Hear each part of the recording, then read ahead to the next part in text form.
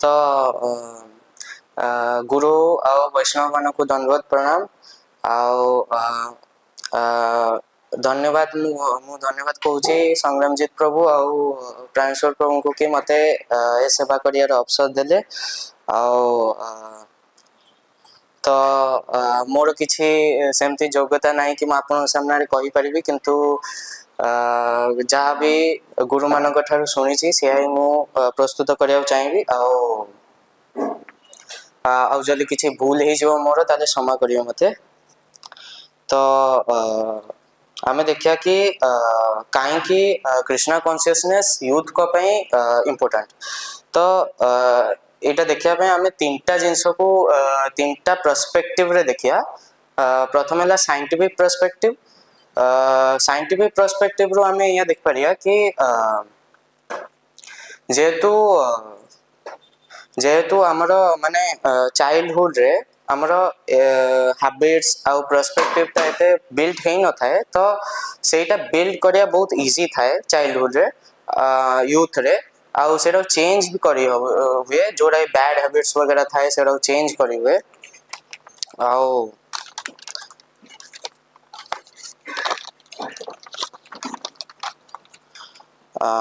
आउ प्रभुपादा गोटे लेक्चर रे से कहते कि ओल्ड बैम्बूज नेवर बेंड सो माने एथरो हमहु जानिया मिलছে कि जतले गोटे बैम्बू सुखी जाए सेतले से बेंड हे कि ताको गोटे शेप दिया जाय परबनी किंतु जतले गोटे बैम्बू ग्रीन थाए से सुखी न थाए सेतले ताको बेंड करके धीरे धीरे बेंड करी तो शेप दिया जाय परबो।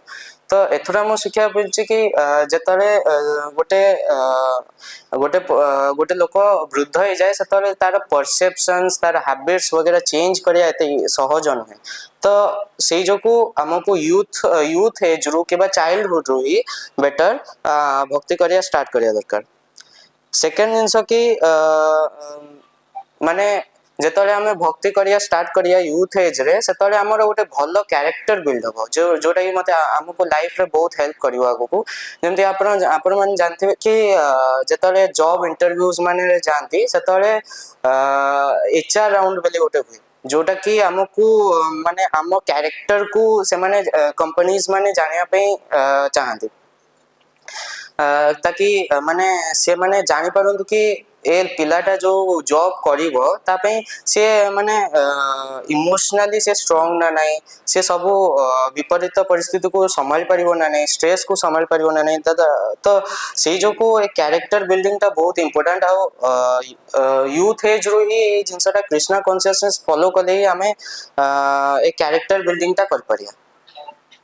तो सेकंड हला इमोशनल पॉइंट ऑफ व्यू कि प्रेजेंट डे रे हमें देख पाचे कि बहुत सारा यूथ माने सुसाइडल थॉट्स रोचे तांकर आ डिप्रेशन रे बहुत सारा यूथ जाउचंती।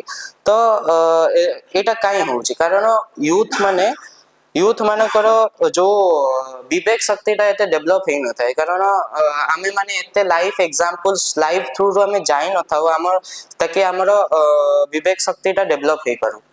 तो एटा केवल डेवलप हो पारिबो जेबे हमें शास्त्र पढ़िया शास्त्र रे पढ़ले कोन हो कि शास्त्र रे बहुत सारा पॉइंट ऑफ व्यूज दिया हेची बहुत सारा सिचुएशंस दिया हेची जोटा कि हमको बिल्ड माने जोटा पढ़िले जोटा विचार कले जहाँ पर हमें हमर विवेकटा को बिल्ड कर पारिया हमें जानि पारिया कि कोटा ठीक कोटा भूल। जेमति कि एग्जांपल कृष्ण भगवत गीता रे कहिसंती कि दुख ए संसारटा है दुखालयम और अशाश्वतम। तो एथुरो हमें जानि पाछे कि माने ए दुखालयम अशाश्वतम रो गोटे रेफरेंस कि प्रभुपादांकर लेक्चर रे गोटे से कहिथिले कि जे हमर जेतु हमें खराब माने दुख पई हमें ट्राई करू हमें सदाले सुखी होबा पई ट्राई करू। तो से दुख पई ट्राई करू फिर भी दुखटा निज आम कर्म जेति थाए से ता अनुसार आसे तो से अनुसार सुखटा भी आम कर्म अनुसार ही आसीबो। तो आमको एते एक्स्ट्रा ट्राई करिया दरकार नहीं जेतिके आम ड्यूटी सेतिके आम करिया आ अधिका ट्राई करिया नहीं माने ଆଉ ଏଥିରୁ ବି ଜାଣିବାକୁ ପଡେ କି ଆମେ ଯଦି ଅଧିକା ଟ୍ରାଏ କରିବା ତାହେଲେ ଅଲ୍ଟିମେଟଲି ଆମକୁ ସେଇଟା ଷ୍ଟ୍ରେସ୍ ଦବ, ଦୁଃଖ ହିଁ ଦବ। ତାପରେ ତାପରେ ସେକେଣ୍ଡ ଜିନିଷ କି ଆଜିକାଲିକା ୟୁଥ ବହୁତ ଇମୋସନାଲି ୱିକ୍।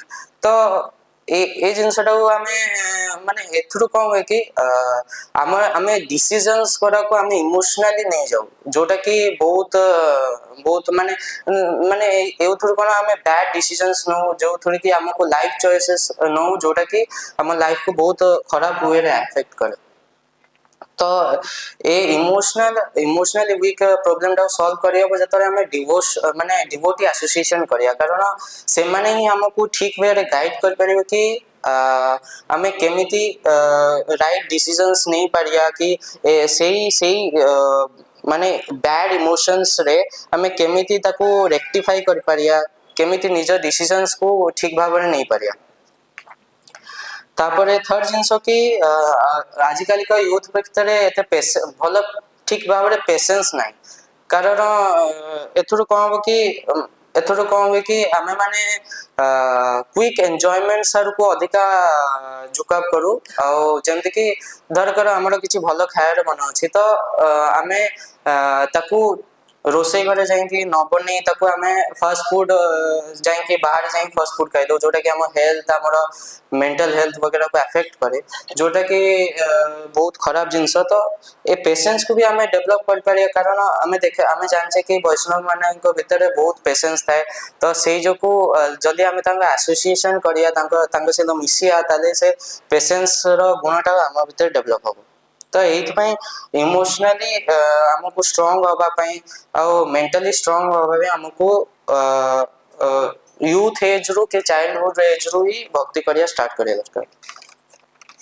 ତାପରେ ଥର୍ଡ ଜିନିଷ ହେଲା ଶାସ୍ତ୍ରର ପଏଣ୍ଟ ଅଫ ଭ୍ୟୁ। ଶାସ୍ତ୍ରର ପଏଣ୍ଟ ଅଫ ଭ୍ୟୁ ଆମେ ଜାଣିପାରୁଛେ, ଦେଖିପାରିବା କି ଭଗବତ ଗୀତାରେ ଯେତେବେଳେ ଅର୍ଜୁନ ତାଙ୍କର କୁରୁକ୍ଷେତ୍ର ଯୁଦ୍ଧକୁ ଗଲେ, ସେତେବେଳେ ସିଏ ସବୁ ତାଙ୍କର ସ୍କିଲ୍ସ ଥିଲା, ସିଏ ବେଷ୍ଟ ଏଜୁକେସନ ପାଇଥିଲେ, ଆଉ ମାନେ ହି ଇଜ ଦ ବେଷ୍ଟ ଧନୁର୍ଧର। ତ ମାନେ ସ୍କିଲ୍ସ ର କମି ନଥିଲା ତାଙ୍କ ପାଖରେ, କିନ୍ତୁ ଯେତେବେଳେ ସେ କୁରୁକ୍ଷେତ୍ରରେ ଫାଇଟ କରିବାକୁ ଗଲେ, ସେତେବେଳେ ଗୁରୁ ଦ୍ରୋଣାଚାର୍ଯ୍ୟ ଆଉ ପିତାମହ ଭୀଷ୍ମ ଆଉ ତାଙ୍କ ଭାଇ ମାନଙ୍କୁ ଦେଖିକି ତାଙ୍କ ଭିତରେ ମୋହ ଆଉ ଆଟାଚମେଣ୍ଟ ଆସିଗଲା। ତ ଯୋଉଟା କି ତାଙ୍କୁ ବହୁତ ଦୁଃଖିତ କରିଦେଲା, ଆଉ ସିଏ ମାନେ ଜମା ଗାଣ୍ଡିବକୁ ବି ଧରି ପାଇଲେନି, ଗାଣ୍ଡିବକୁ ତଳେ ପଡିଗଲା, ଆଉ ତାଙ୍କ ଦେହ ପୁରା ଜଳିବାକୁ ଲାଗିଲା। ଏଥିରୁ ଆମେ ଜାଣିପାରୁଛେ କି ଆମ ପାଖରେ ଚାहे ଯେତେ ବି ମେଟେରିଆଲ ନଲେଜ ଥାଉ କି ସ୍କିଲ୍ସ ଥାଉ, କିନ୍ତୁ ଯଦି ଆମର ସ୍ପିରିଚୁଆଲ ନଲେଜ ନଥିବ ଆମ ପାଖରେ, ଯୋଉଟା କି କୃଷ୍ଣ ଭଗବତ ଗୀତାରେ ଦଉଛନ୍ତି, ଅର୍ଜୁନ ବି ସେଇ ସ୍ପିରିଚୁଆଲ ନଲେଜ ରୁ ହିଁ ତାଙ୍କ ଏ ମୋହ ଆଉ ତାଙ୍କର ଏ ଦୁଃଖରୁ ସେ ବାହାରକୁ ଆସିପାରିଲେ। ତ ଆମେ ବି ଯଦି ସେଇ ସ୍ପିରିଚୁଆଲ ପଏଣ୍ଟ ଅଫ ଭ୍ୟୁ କୁ ଆମ ଫଲୋ କରିବା, ତାହେଲେ ଆମେ ବି ସେଇ ଦୁଃଖ ଆଉ ଇଏରୁ ବାହାରି ପାରିବା। ତାପରେ ଆଉ ଗୋଟେ ପର୍ସପେକ୍ଟିଭ ଅଛି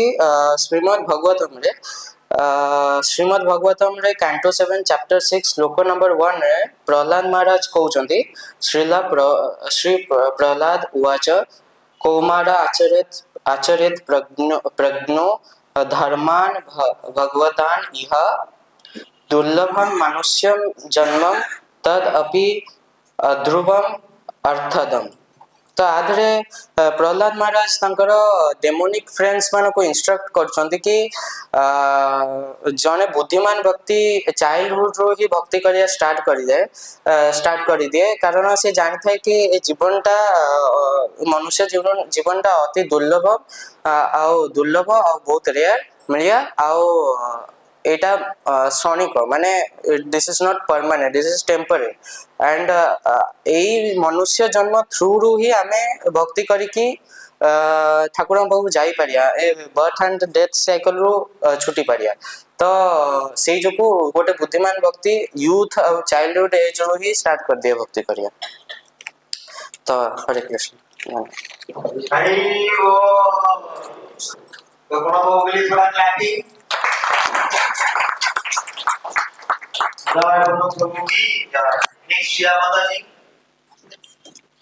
हमारे छोटे माता जी का टॉपिक है you student is meant for enjoyment or enlightenment? मतलब ये जो हमारे जो स्टूडेंट लाइफ है इसका एंजॉयमेंट के लिए और एनलाइटमेंट के लिए। हरे Krishna.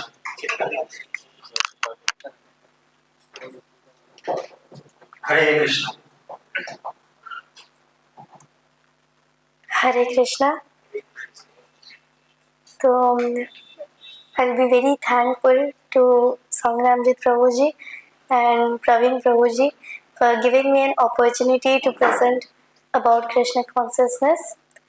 So my topic is about like a student life should be dedicated to enjoyment or enlightenment. So here enjoyment is of two types. One is materialistic enjoyment and another is spiritual enjoyment. First I'll go to materialistic enjoyment. As a student, I've experienced two types of enjoyment. First is materialistic enjoyment. Materialistic enjoyment means to me is having a good time with friends, visiting to cinema halls, parks, or spending time with parties with my friends. Materialistic enjoyment means taking pleasure in something, in achieving the desired goals. As a student, my teachers, and in every around the corner of my life, I've been taught to follow the Western cultures, nearly putting my rich tradition at my back.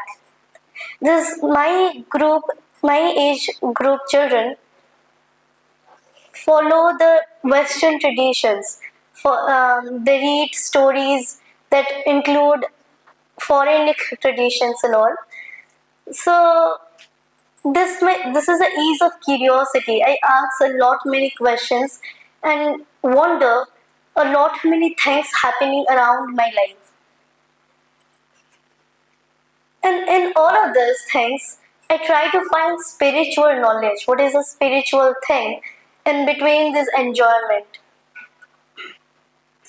And according to me, enjoyment is like we can also find something spiritual in this enjoyment. As said by Krishna in 2.13 number sloka in Bhagavad Gita, Dehi naha yasminatha dehe kaumaran yauvanam jara tatha dehantara prapti dhiram tatra nyamoyati. This means that Krishna is telling a soul takes a materialistic body to exist in a life. That body passes through lot many stages in the life. First comes childhood, second comes youth, and third one is the old age, the last stage of the life.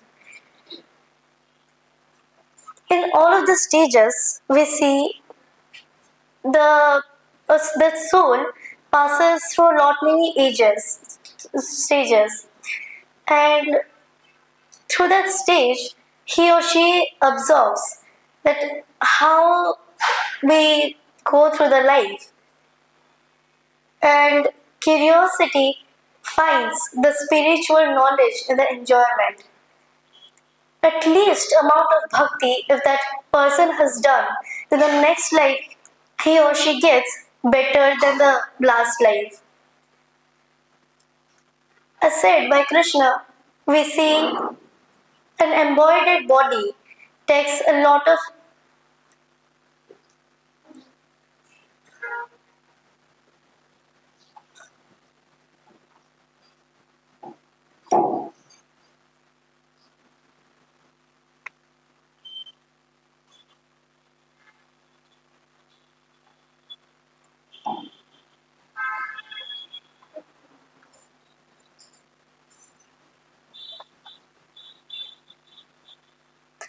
at last swadharma or passion. If we enjoy that enjoyment with passion, then that enjoyment get converted with enlightenment.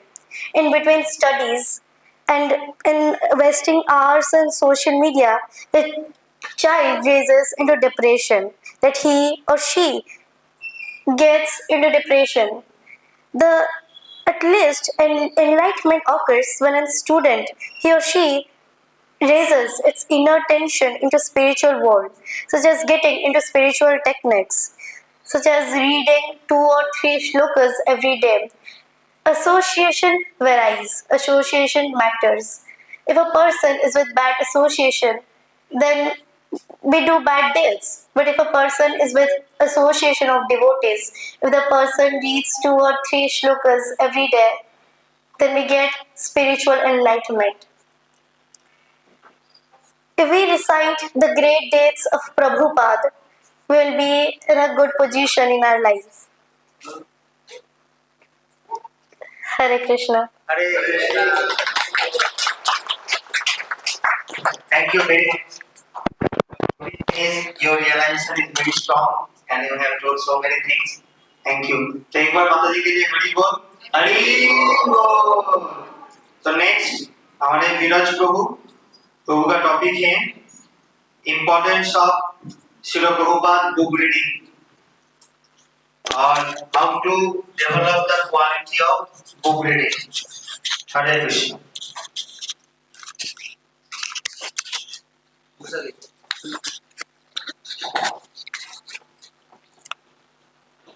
Hare Krishna.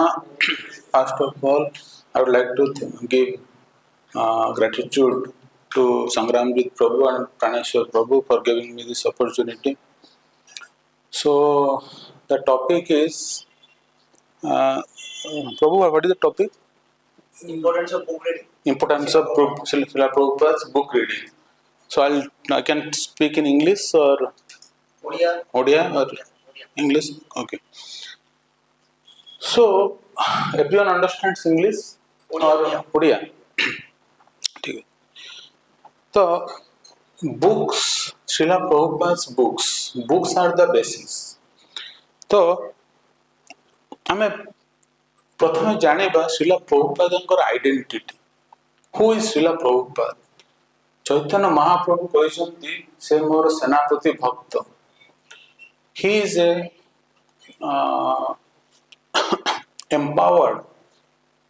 empowered by Supreme Personality of God.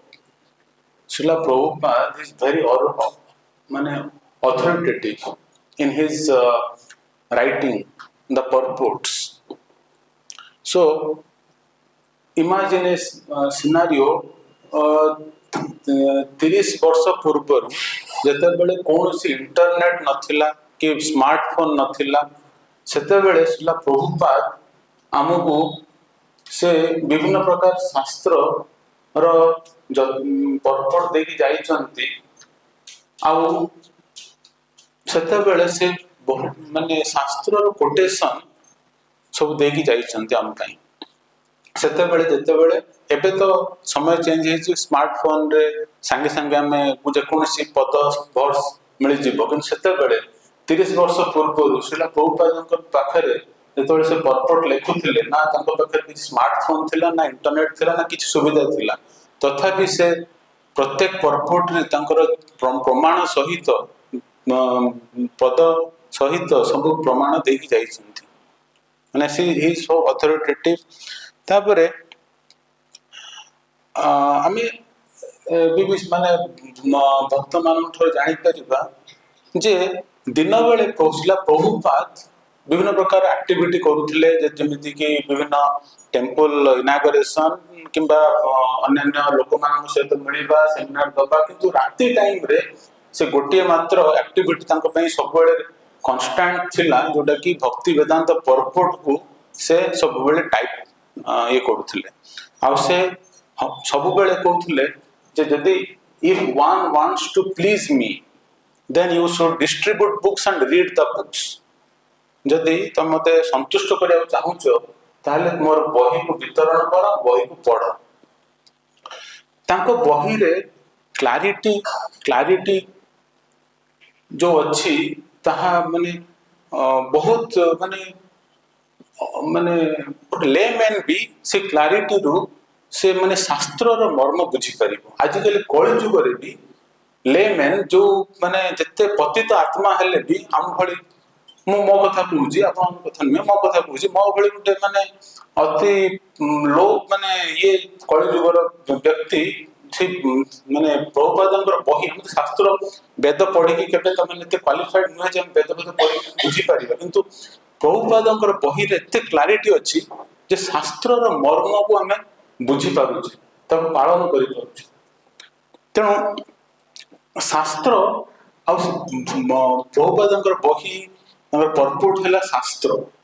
तेणु आम तो जाने generally शास्त्र पढ़ले आमको चक्षु मिले शास्त्र चक्षु मिले।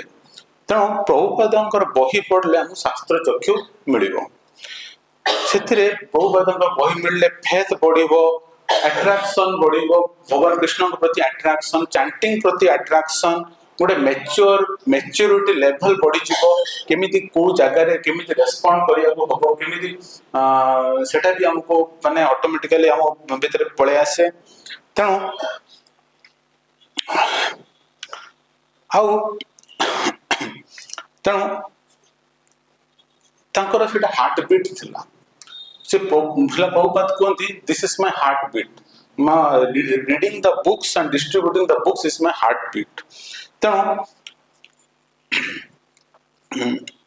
से आम देखिपर बढ़िया विभिन्न प्रकार एग्जाम्पल्स रे प्रभुपाद आमको पर्पोर्ट रे बढ़िया बढ़िया सुंदर सुंदर एग्जाम्पल रे हमको बुझेइछंती जोटा कि नेचुरल फेनोमेना को से बुझेइछंती। फॉर एग्जांपल गोटे नदी रे माछटा सहजरे पहरी जीव प्रभुपाद लिखिछंती नदी रे माछटा सहजरे पहरी जीव किंतु हाथीटा माने उड़ी जीव हाथीटा फासी हो तो तार तार माने ये कौन तात्पर्य कौन ना आम से माने प्रभुपाद कहते जे माछटा कहीं आराम रे पहरी जाए कहीं कारण से तार नेचुरल पोजिशन थाए तार सेटा तार होम किंतु हाथी पाई होम नुहे सेटा गोटे तात्पर्य। आ गोटे है ना माछटा देखा छोट तेणु ह्यूमिलिटी जिते जन जे हम्बल हम तेणु सेते से तार माने निजको बंचई पार। तो ये सुंदर सुंदर नेचुरल फेनोमेना एग्जाम्पल द्वारा से पर्पोर्ट को बुझे जोटा कि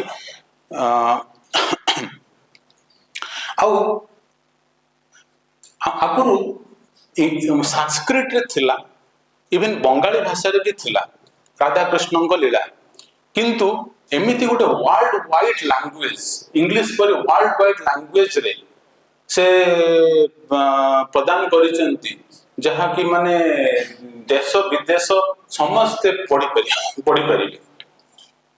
तेणु जो चैतन्य महाप्रभु प्रेडिक्ट करथिले भक्ति सिद्धांत सरस्वती ठाकुर भक्ति विनोद ठाकुर जोड़ा कि इच्छा करथिले ताहा शिला प्रभुपाद करिक देखैछंती जे इंग्लिश लैंग्वेज रे पर्पोर्ट शास्त्र सब देकी जाइछंती जहा माने मानव सभ्यता को it is like law and it will continue to माने एनलाइटन फॉर 10,000 years मिनिमम।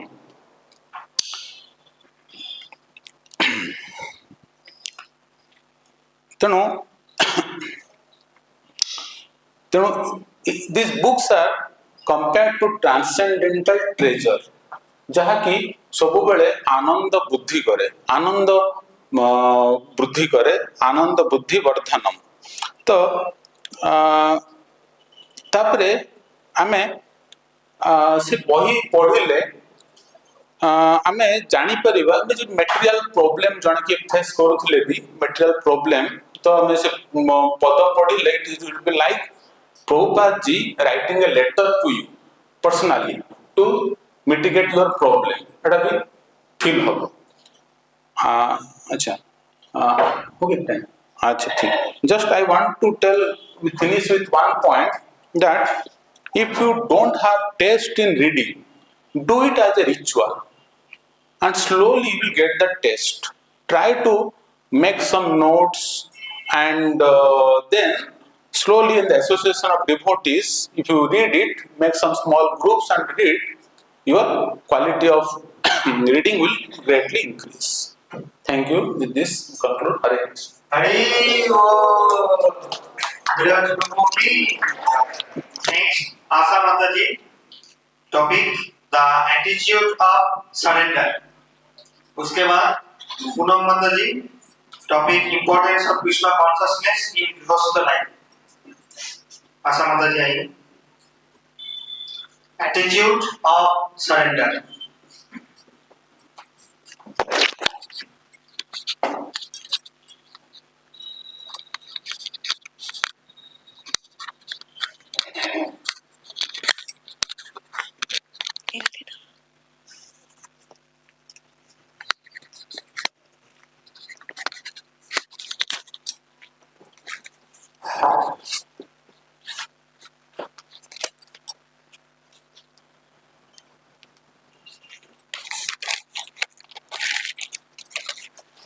हरे कृष्णा कृष्ण कृष्ण हरे हरे हरे राम राम राम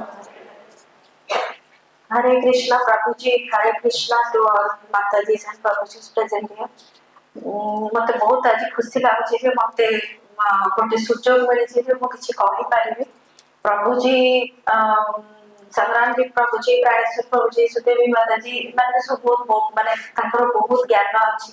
सेମାନଙ୍କ ज्ञान आगरे मोर किछि माने ज्ञान सेमति नाही.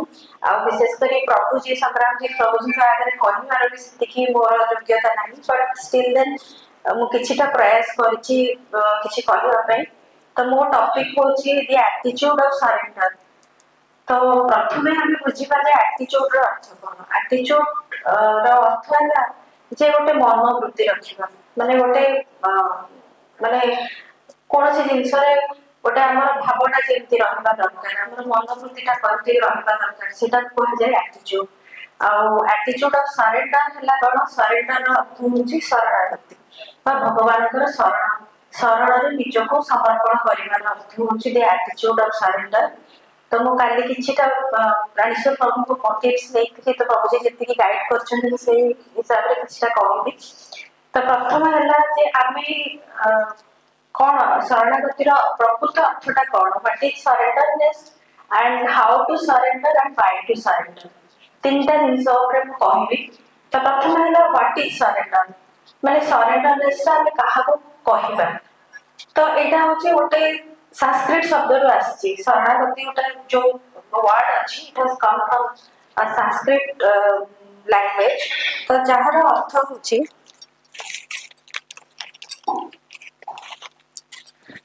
तो ताहार अर्थ है जे शरण अर्थात निजको सुरक्षा देबा.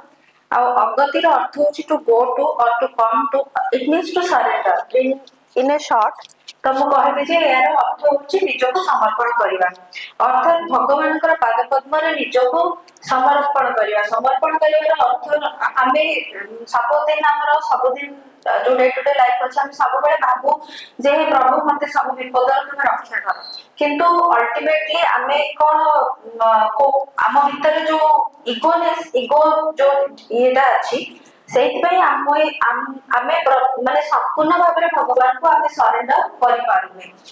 तो आमे सबले भाबुचे नाइ प्रभु मते काहे के दुख दोछ तुमे काहे के मते एते कष्ट दोछ. किंतु देन रे आमे भाबुचे नाइ मो सब जिंस मु करि पारिबी. मो द्वारा सब किछि संभव हे पारिबो. आउ गोटे कॉन्टेक्स्ट आमे जब देखिबा तो ए जिंसटा आमे तो कोन पे कि आउछ ताकि आमे किछि मात्रा रे आमे भगवान को सरेंडर करूछे. किंतु आमे संपूर्ण भाबरे आमे सरेंडर करबे. जदि आमे संपूर्ण भाबरे भगवान को हमर निजर दुख कष्ट आमे जोटा भरला करूछे जदि से जिंसटा को आमे भगवान को सब बेले सरेंडर करबा कि नाही आज जो जिंसटा को करले एटा भला हला तो एटा भगवान कर इच्छा पई भला हला.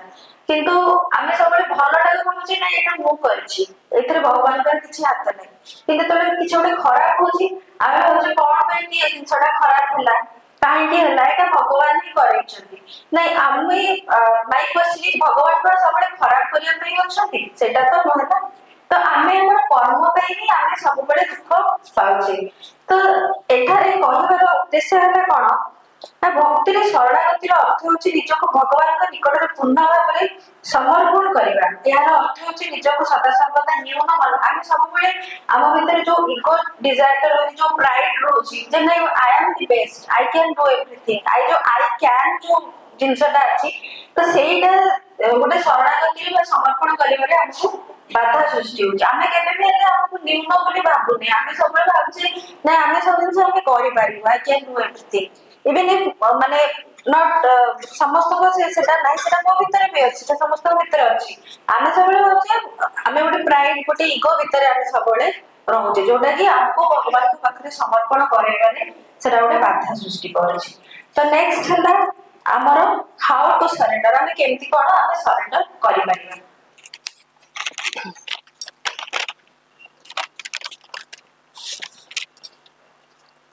ବୈଷ୍ଣବ ପରମ୍ପରା ଅନୁସାରେ ତାର 6ଟି ପ୍ରଧାନ ସ୍ତର ଅଛି ଶରଣାଗତିର।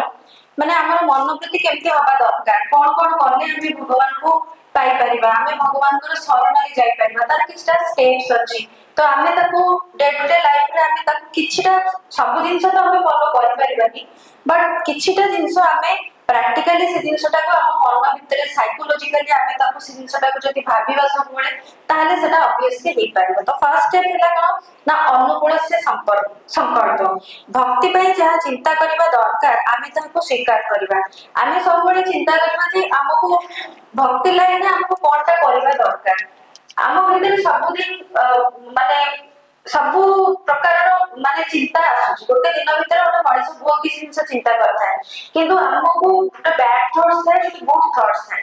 ତ ଆମକୁ ସବୁବେଳେ ଚିନ୍ତା କରିବାକୁ ପଡିବ, ଯଦି ମୁଁ କୃଷ୍ଣଙ୍କ ଶରଣରେ ଆସିଛି, ଯଦି ମୁଁ ଭଗବାନଙ୍କ ଶରଣରେ ଆସିଛି, ଆମେ ତ ଏବେ ଜାଣି ସାରିଲେଣି ଯେ ଭଗବାନ ହଉଛନ୍ତି ଶ୍ରୀକୃଷ୍ଣ, ତ ଆମେ ଯଦି ଆମ ଉପରେ ଯୋଉ ସୁପ୍ରିମ ସୋଲ ଅଛନ୍ତି ତାଙ୍କର ଯଦି ଶରଣରେ ମୁଁ ଆସିଛି, ତାହେଲେ ମତେ ସେଇ ତାଙ୍କ ପାଇଁ କଣ କରିବାକୁ ପଡିବ, ମତେ ସେଇ ଜିନିଷ ଚିନ୍ତା କରିବା ଦରକାର। ତାପରେ ନେକ୍ସଟ ହେଲା ପ୍ରତିକୂଳ ସେ ସଂକଳ୍ପ। ଭକ୍ତି ପାଇଁ ଯେଉଁ ସବୁ ଚିନ୍ତା ବା ଥଟ୍ସ ତାହା ପ୍ରତିକୂଳ ବେଳେ ତାହାକୁ ବର୍ଜନ କରିବା। ଆମକୁ ଭକ୍ତି ପାଇଁ ଯୋଉ ଜିନିଷ ମାନେ ଯୋଉ ଚିନ୍ତା କଲେ ଆମକୁ ଭକ୍ତିରୁ ସେ ଜିନିଷଟାକୁ ଆମକୁ ନିବୃତ୍ତ କରାଇବ, ତ ସେଇ ପ୍ରକାର ଚିନ୍ତାରୁ ଆମକୁ ନିବୃତ୍ତ ରହିବା। ତାପରେ ଅଛି ରକ୍ଷିଷ୍ୟତି ବିଶ୍ୱାସ। ଭଗବାନ ଆମର ପରମ ରକ୍ଷାକର୍ତ୍ତା ବା ପଥ ପ୍ରଦର୍ଶକ, ତାହା ଆମେ ସେ ଜିନିଷଟାକୁ ଆମେ ବିଶ୍ୱାସ କରିବା। ଆମେ କେହି ବିଶ୍ୱାସ କରୁନେ ଭଗବାନଙ୍କୁ। ଗୋଟେ ଜିନିଷ ହେଲା କଣ, we don't have complete faith on God। ଆମେ ଭାବୁଛେ ସବୁବେଳେ ଗୋଟେ ଡିଲେମାରେ ଆମେ ରହୁଛେ। କଣ ଡିଲେମାରେ ନା ଏଇଟା କାଳେ ଭଗବାନ ଏମିତି ଖରାପ କରିଦେବେ କି, କାଳେ ଏଇଟା ମାନେ ଖରାପ ହେଇଯିବ କି ଜିନିଷଟା। ତ ଫର ଦ୍ୟାଟ ରିଜନ ଓନଲି ଆମର କଣ ହଉଛି ନା ପୂର୍ଣ୍ଣ ମାତ୍ରାରେ ଯୋଉ ବିଶ୍ୱାସଟା ସେଟା ଆସିପାରୁନାହିଁ। ସେକେଣ୍ଡ ହେଲା ଗୋବ୍ରତ ବରଣ। ଭଗବାନଙ୍କୁ ସବୁବେଳେ ପ୍ରାର୍ଥନା କରିବା, ହେ ପ୍ରଭୁ ମତେ ତୁମ ନିକଟରେ ଶରଣ ଦିଅ। ଆମେ ସବୁବେଳେ ଭଗବାନଙ୍କୁ ପ୍ରାର୍ଥନା କରିବା ଦରକାର, ସେଟା ହାର୍ଟ ଆଉ ସୋଲରେ ରହିବା ଦରକାର, ନଟ୍ ଇନ୍ ଜଷ୍ଟ କଥାରେ କେବଳ ଆମେ ଯଦି କହିଦଉଛେ ତାପରେ ନେକ୍ସଟ ଘରକୁ ଗଲା ପରେ ସବୁ ଭୁଲିଯିବା।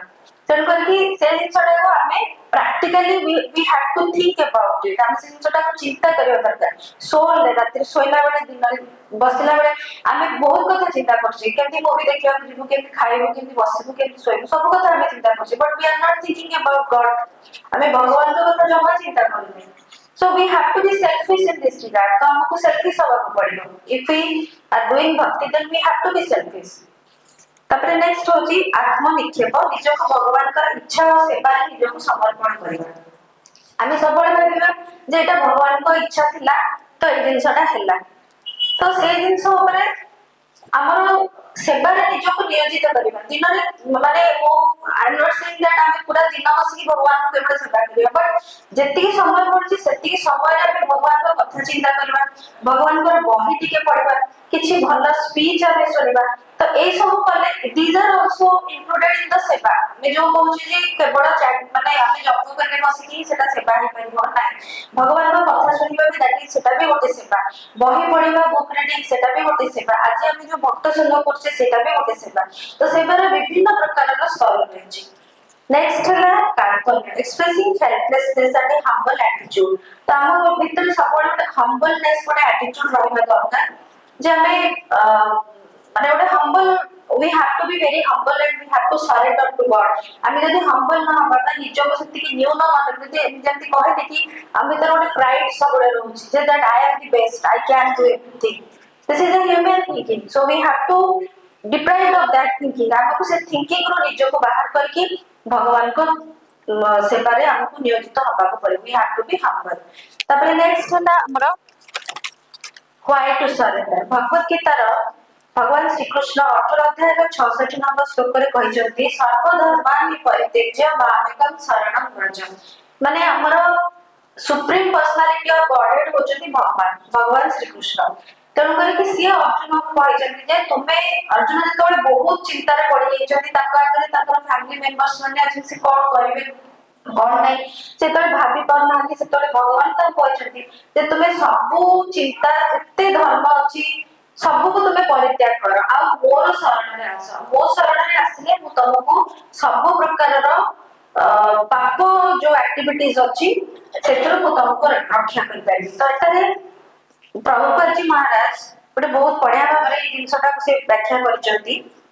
से कहचंती जेपरि भगवान कर विभिन्न प्रकार रो ज्ञान को से व्याख्या करचंती जेंति कि नॉलेज ऑफ सुप्रीम ब्रह्म अर्थात परम ब्रह्म परम ब्रह्म को विषय रे जो ज्ञान नॉलेज ऑफ सुपर सोल अर्थात जो परम आत्मा को विषय रे ज्ञान समाज रे विभिन्न स्तर विषय रे ज्ञान सेल्फ कंट्रोल मेडिटेशन इत्यादि इत्यादि तबे एथरे भगवत गीता को जदि हमें समराइज करबा तबे एठारे भगवान अर्जुन को कहिसंती जे अर्जुन ताकर सब किछि त्याग करी ताकर शरण रे निजको समर्पण करंतु आ गोटे उदाहरण रे हम देखिबा जति हमें भगवान को हम समर्पण करू जे ताने हम कोनटा लाभ हो कोन हमें पाई परिबा द्रौपदी जतबे ताकर जतबे वस्त्र हरण हेतिला से किछि निरुपाय कि संपूर्ण भाबरे समर्पण कर देथि इन हर हार्ट एंड सोल संपूर्ण भाबरे तो निरुपाय कि से समर्पण कर देथिले सेतेबेले भगवान ताकु सत सहस्र वस्त्र प्रदान करथिले तेन करके जो समर्पण भावटा हमको not only in our speech not only in our माने वाक्य रे केवल कहया छनो से जिनसटा को हमें निजे आम भितरे आम थॉट प्रोसेस रे हमर सेंस जो अच्छी हमर सेंस ऑर्गन्स जो अच्छी सेथरे so we have to be in this path of surrenderness और या छडा हम पाखरे हम कोनोसी गति नाही बा कोनोसी बात नाही भगवान को निकट रे सरेंडर करबा छडा थैंक यू हरे कृष्ण हरे आशा माता जी की नेक्स्ट पूर्व माता जी importance of Krishna consciousness in grihastha life में भक्ति करना क्यों जरूरी है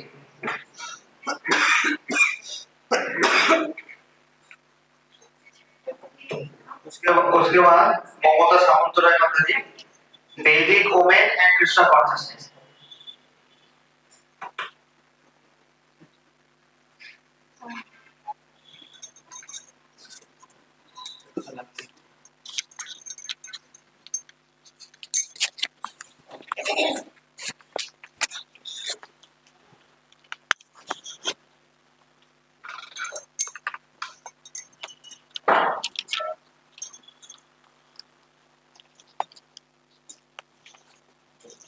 हरे कृष्णा प्रभु जी हरे कृष्णा प्रभु जी वांछा कल्पतरुभ्यश्च कृपा सिंधुभ्यैव च पतितानां पावनेभ्यो वैष्णवेभ्यो नमः।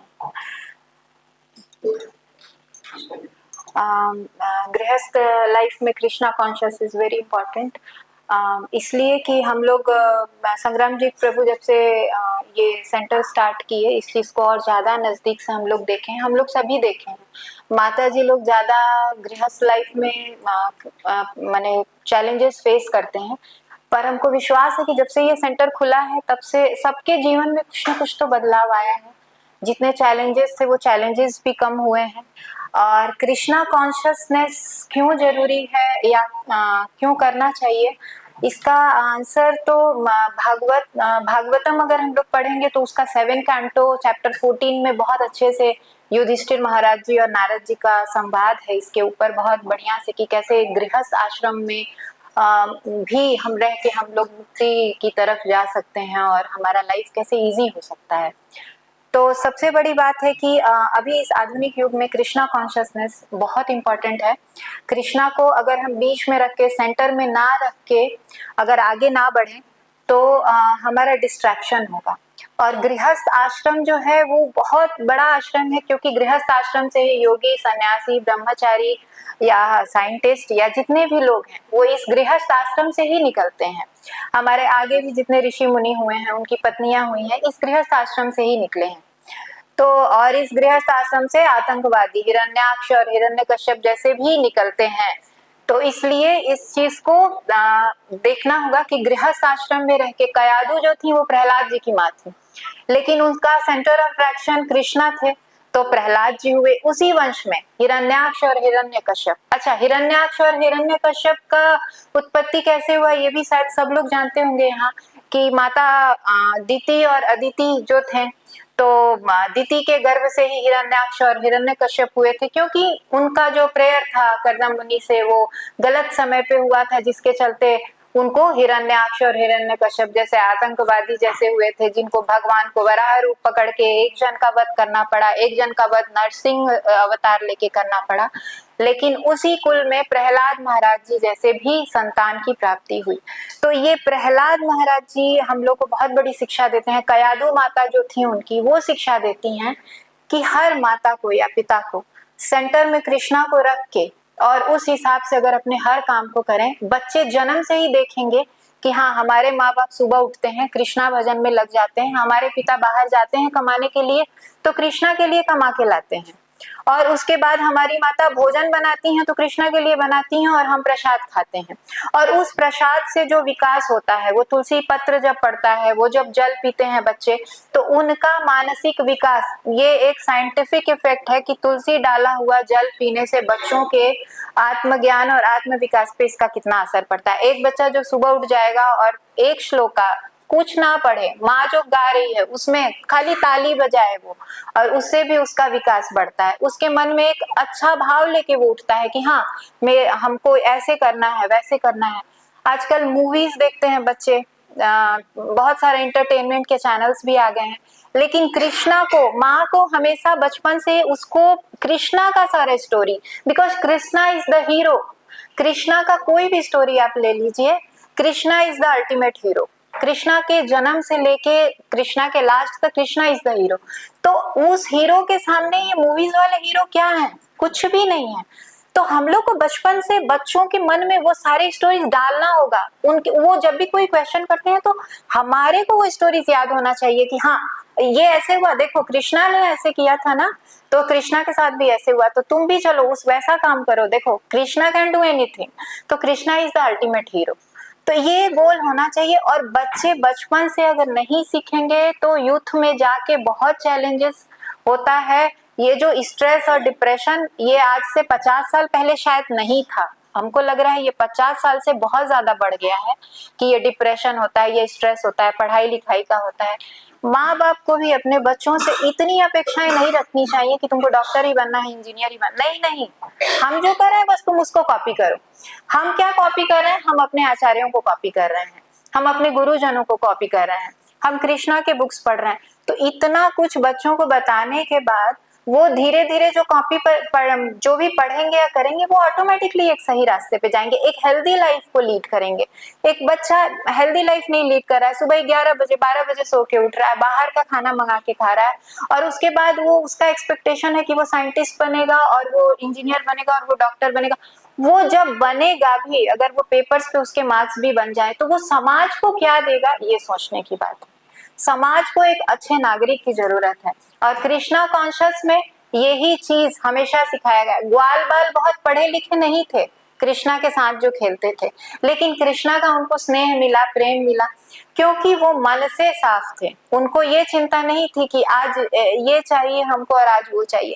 हम लोग माँ बाप भी हो के बच्चों के सामने गलत गलत उदाहरण ये कर देते हैं कि मेरा बच्चा आज इस गाड़ी में चढ़ रहा है तो कल उस गाड़ी में चढ़ेगा, तुम्हारे पास पैसा हो जाएगा, पढ़ लोगे तो तुम कल एरोप्लेन भी खरीद पाओगे, तुमको ऐसा बनना है वैसा बनना। नहीं नहीं, ये शांति नहीं है। हम लोग उसी जीवन को लीड कर रहे हैं जिस जीवन को हमारे दादा दादी नाना नानी लीड करते आए हैं, और उन्होंने क्या किया है, वही परिवार, वही रिश्तेदार, वही सब कुछ, और हम लोग भी उस चबाए हुए भोजन को चबा रहे हैं, चबाए जा रहे हैं। लेकिन नहीं, इससे हटके कृष्णा कॉन्शियसनेस में हम लोग को आना होगा, कृष्णा को लाइफ का सेंटर बनाना होगा, और जहां कृष्णा ने पकड़ लिया तो फिर बस वो ऑटोमेटिक हमारा सारा काम होते जाएगा, एकदम ऑटोमेटिक। आप विश्वास कीजिए, नाम जप कीजिए, सुबह उठिए, आप देखिए आपके जीवन में बहुत बाधाएं आज से पहले आती होंगी, लेकिन हम माने थोड़ा बहुत नहीं, हम बहुत बहुत थोड़ा सा एक्सपीरियंस से बता रहे हैं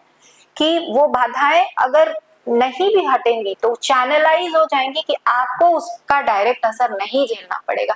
बच्चों को इतना नालायक मत समझिए कि ये लोग क्या समझेंगे, नहीं नहीं, बच्चे बहुत कुछ समझते हैं और एक गृहस्थ आश्रम का ये धर्म है।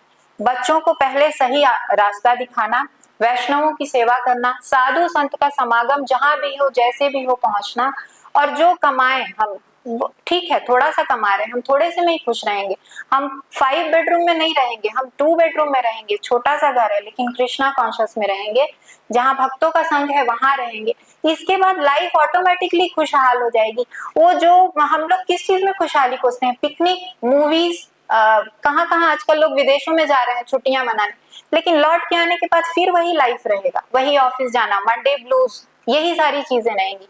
लेकिन कृष्णा कॉन्शियस में गुरुजनों के आशीर्वाद से और गुरुजनों की सेवा से जो शांति मिलती है उसका कहीं कोई, उस शांति का कोई अंत नहीं है। लेकिन हम जो पैसे से खरीद के जो शांति खरीदना चाहते हैं, उस शांति का अंत उसी वक्त है, उसमें कोई शांति ही नहीं है, वो फिर आके परिवार में वही किचकिच का माहौल, वही सब कुछ। तो भक्तों से यही प्रार्थना है कि कृष्णा कॉन्शियस में रहें, लाइफ में कृष्णा को एकदम सेंटर में रखें। भोलेनाथ का पूजा शायद सब लोग ही यहाँ करते होंगे। भोलेनाथ देव के देव महादेव हैं, उन्होंने कहा है कि उमा कहा हूं मैं अनुभव अपना, सत हरि भजन जगत सब सपना। जब महादेव ये बोल रहे हैं कि जगत सब मिथ्या है, भगवान को जपो, जिनका नाम वो हमेशा लेते हैं, फिर उनकी बात भी हम लोग फॉलो नहीं करके अपने मन वाला कर रहे हैं, आचार्यों की बात नहीं मान के अपने मन वाला। जब मन पूजा किए, झूठ मूठ का दिया जलाए, घंटी बजाए, नहीं नहीं बंधुओं, गृहस्थ आश्रम में है, कृष्णा को सेंटर में रखिए। पूजा पाठ नहीं भी आता है तो क्या हुआ, वो कृष्णा का भजन बस पैर पकड़ने के बाद वो धीरे धीरे सब ठीक हो जाएगा। गुरुजन जो कह रहे हैं बस उस पे रहना है। हमें सारे स्क्रिप्चर्स को टाइम निकाल के, आप टाइम नहीं निकाल सकते हैं, परिवार बड़ा है, खाना बनाना है, प्रसादम बनाइए, प्रसादम बना के चढ़ाइए। और लेक्चर्स, अभी तो बहुत मीडिया अगर खराब है तो अच्छा भी है, आप लेक्चर्स लगा दीजिए, भोजन बनाते बनाते लेक्चर सुनिए, भजन सुनिए, सुबह का माहौल एकदम भक्तिमय कर दीजिए, स्पीकर पे सारे भजन डालिए, उसको करते करते और उसी तरह से कृष्णा कॉन्शियस में रहिए। और ये करते करते जैसे विभीषण जी थे, कहाँ थे वो एक गृहस्थ आश्रम में थे ना, लेकिन वहां भी वो राम का नाम लेते थे, तो वो वैसे जगह पे रह के अगर वो भक्ति प्रैक्टिस कर सकते थे राम को सेंटर में रख के, तो हम लोग तो कर ही सकते हैं। हम लोग को तो संग्रामजीत प्रभु जैसे, प्रवीण प्रभु जैसे, सुदेवी माता जी, हम लोग हमेशा ये लोग गाइड करने के लिए एकदम खड़े रहते हैं। संग्रामजीत प्रभु तो हम लोग को सारा नियम, भागवतम, भगवत गीता सब कुछ सिखा रहे हैं। तो हम लोग का यही काम है कि हम्बल होके बस हम लोग गुरु शरणागत हों। जितना डांट सुनना है हम तो तैयार बैठे हैं, बस आप लोग डांटते रहिए, हम लोग आगे बढ़ते रहेंगे। आई होप ये क्लियर है। हरे कृष्णा। सुनो माता जी। नेक्स्ट ममता सौंदर्य माता जी। रोल ऑफ वैदिक वुमेन एंड कृष्णा कॉन्शियसनेस। मतलब वैदिक सोसाइटी में नारी का भूमिका और कृष्णा कॉन्शियसनेस। नेक्स्ट देवस्मिता माता जी, power of good habits.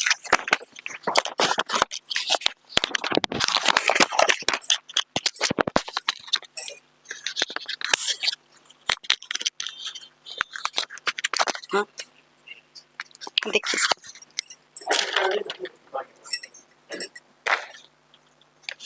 Hare Krishna. Hare Krishna. Thank you Sangramjit Prabhuji and Pranaswar Prabhuji to giving this opportunity. My topic is Vedic women and Krishna consciousness. Actually Vedic women means बहुत सारा तो example अच्छी, ଯେମିତି ସୀତା, ଅହଲ୍ୟା, ଗାର୍ଗୀ, ମୈତ୍ରୀ, ଦ୍ରୌପଦୀ, କୁନ୍ତି। ତ ମୁଁ ଆଜି ଗୋଟେ ଏକ୍ସାମ୍ପଲ ନେଇକରି କହିବି। କୁନ୍ତୀଙ୍କ ପ୍ରେୟାର ଥିଲା ଶ୍ରୀକୃଷ୍ଣଙ୍କୁ, ଯେତେବେଳେ ମହାଭାରତ ଯୁଦ୍ଧ ସରିଯାଇଛି, କୃଷ୍ଣ ଯେତେବେଳେ ଛାଡ଼ିକି ଯାଉଛନ୍ତି, ତ କୁନ୍ତି ତାଙ୍କର ପ୍ରେୟାରରେ ଗୋଟେ ଯୋଉଟା ଆମ ଏଇ ଟପିକକୁ ଯୋଉଟା ସୁଟ୍ କରିବ ସେଇଟା କହିବି, ଭାଗବତମର ଶ୍ଲୋକଟା। ସେଟା ଥିଲେ କୁନ୍ତି, ଆକ୍ଚୁଆଲି କୁନ୍ତୀଙ୍କ ଷ୍ଟୋରି ଥିଲା ଯେମିତିକି ସେ କୁନ୍ତି ଛୋଟବେଳୁ से जितेबाला सूर्य को पूजा करते से मंत्र बेले गोटे पुओ पाई कुमारी थिला बेले तो से तो विधि कल्चर नाला कि ओपेनली से शो करेंगे से भी भरी माने पानी भसई देते और जिते भी बाहर होता से छुआ मैंने छोट छोट थे 5टा पुओ पांडव मैंने थे तो से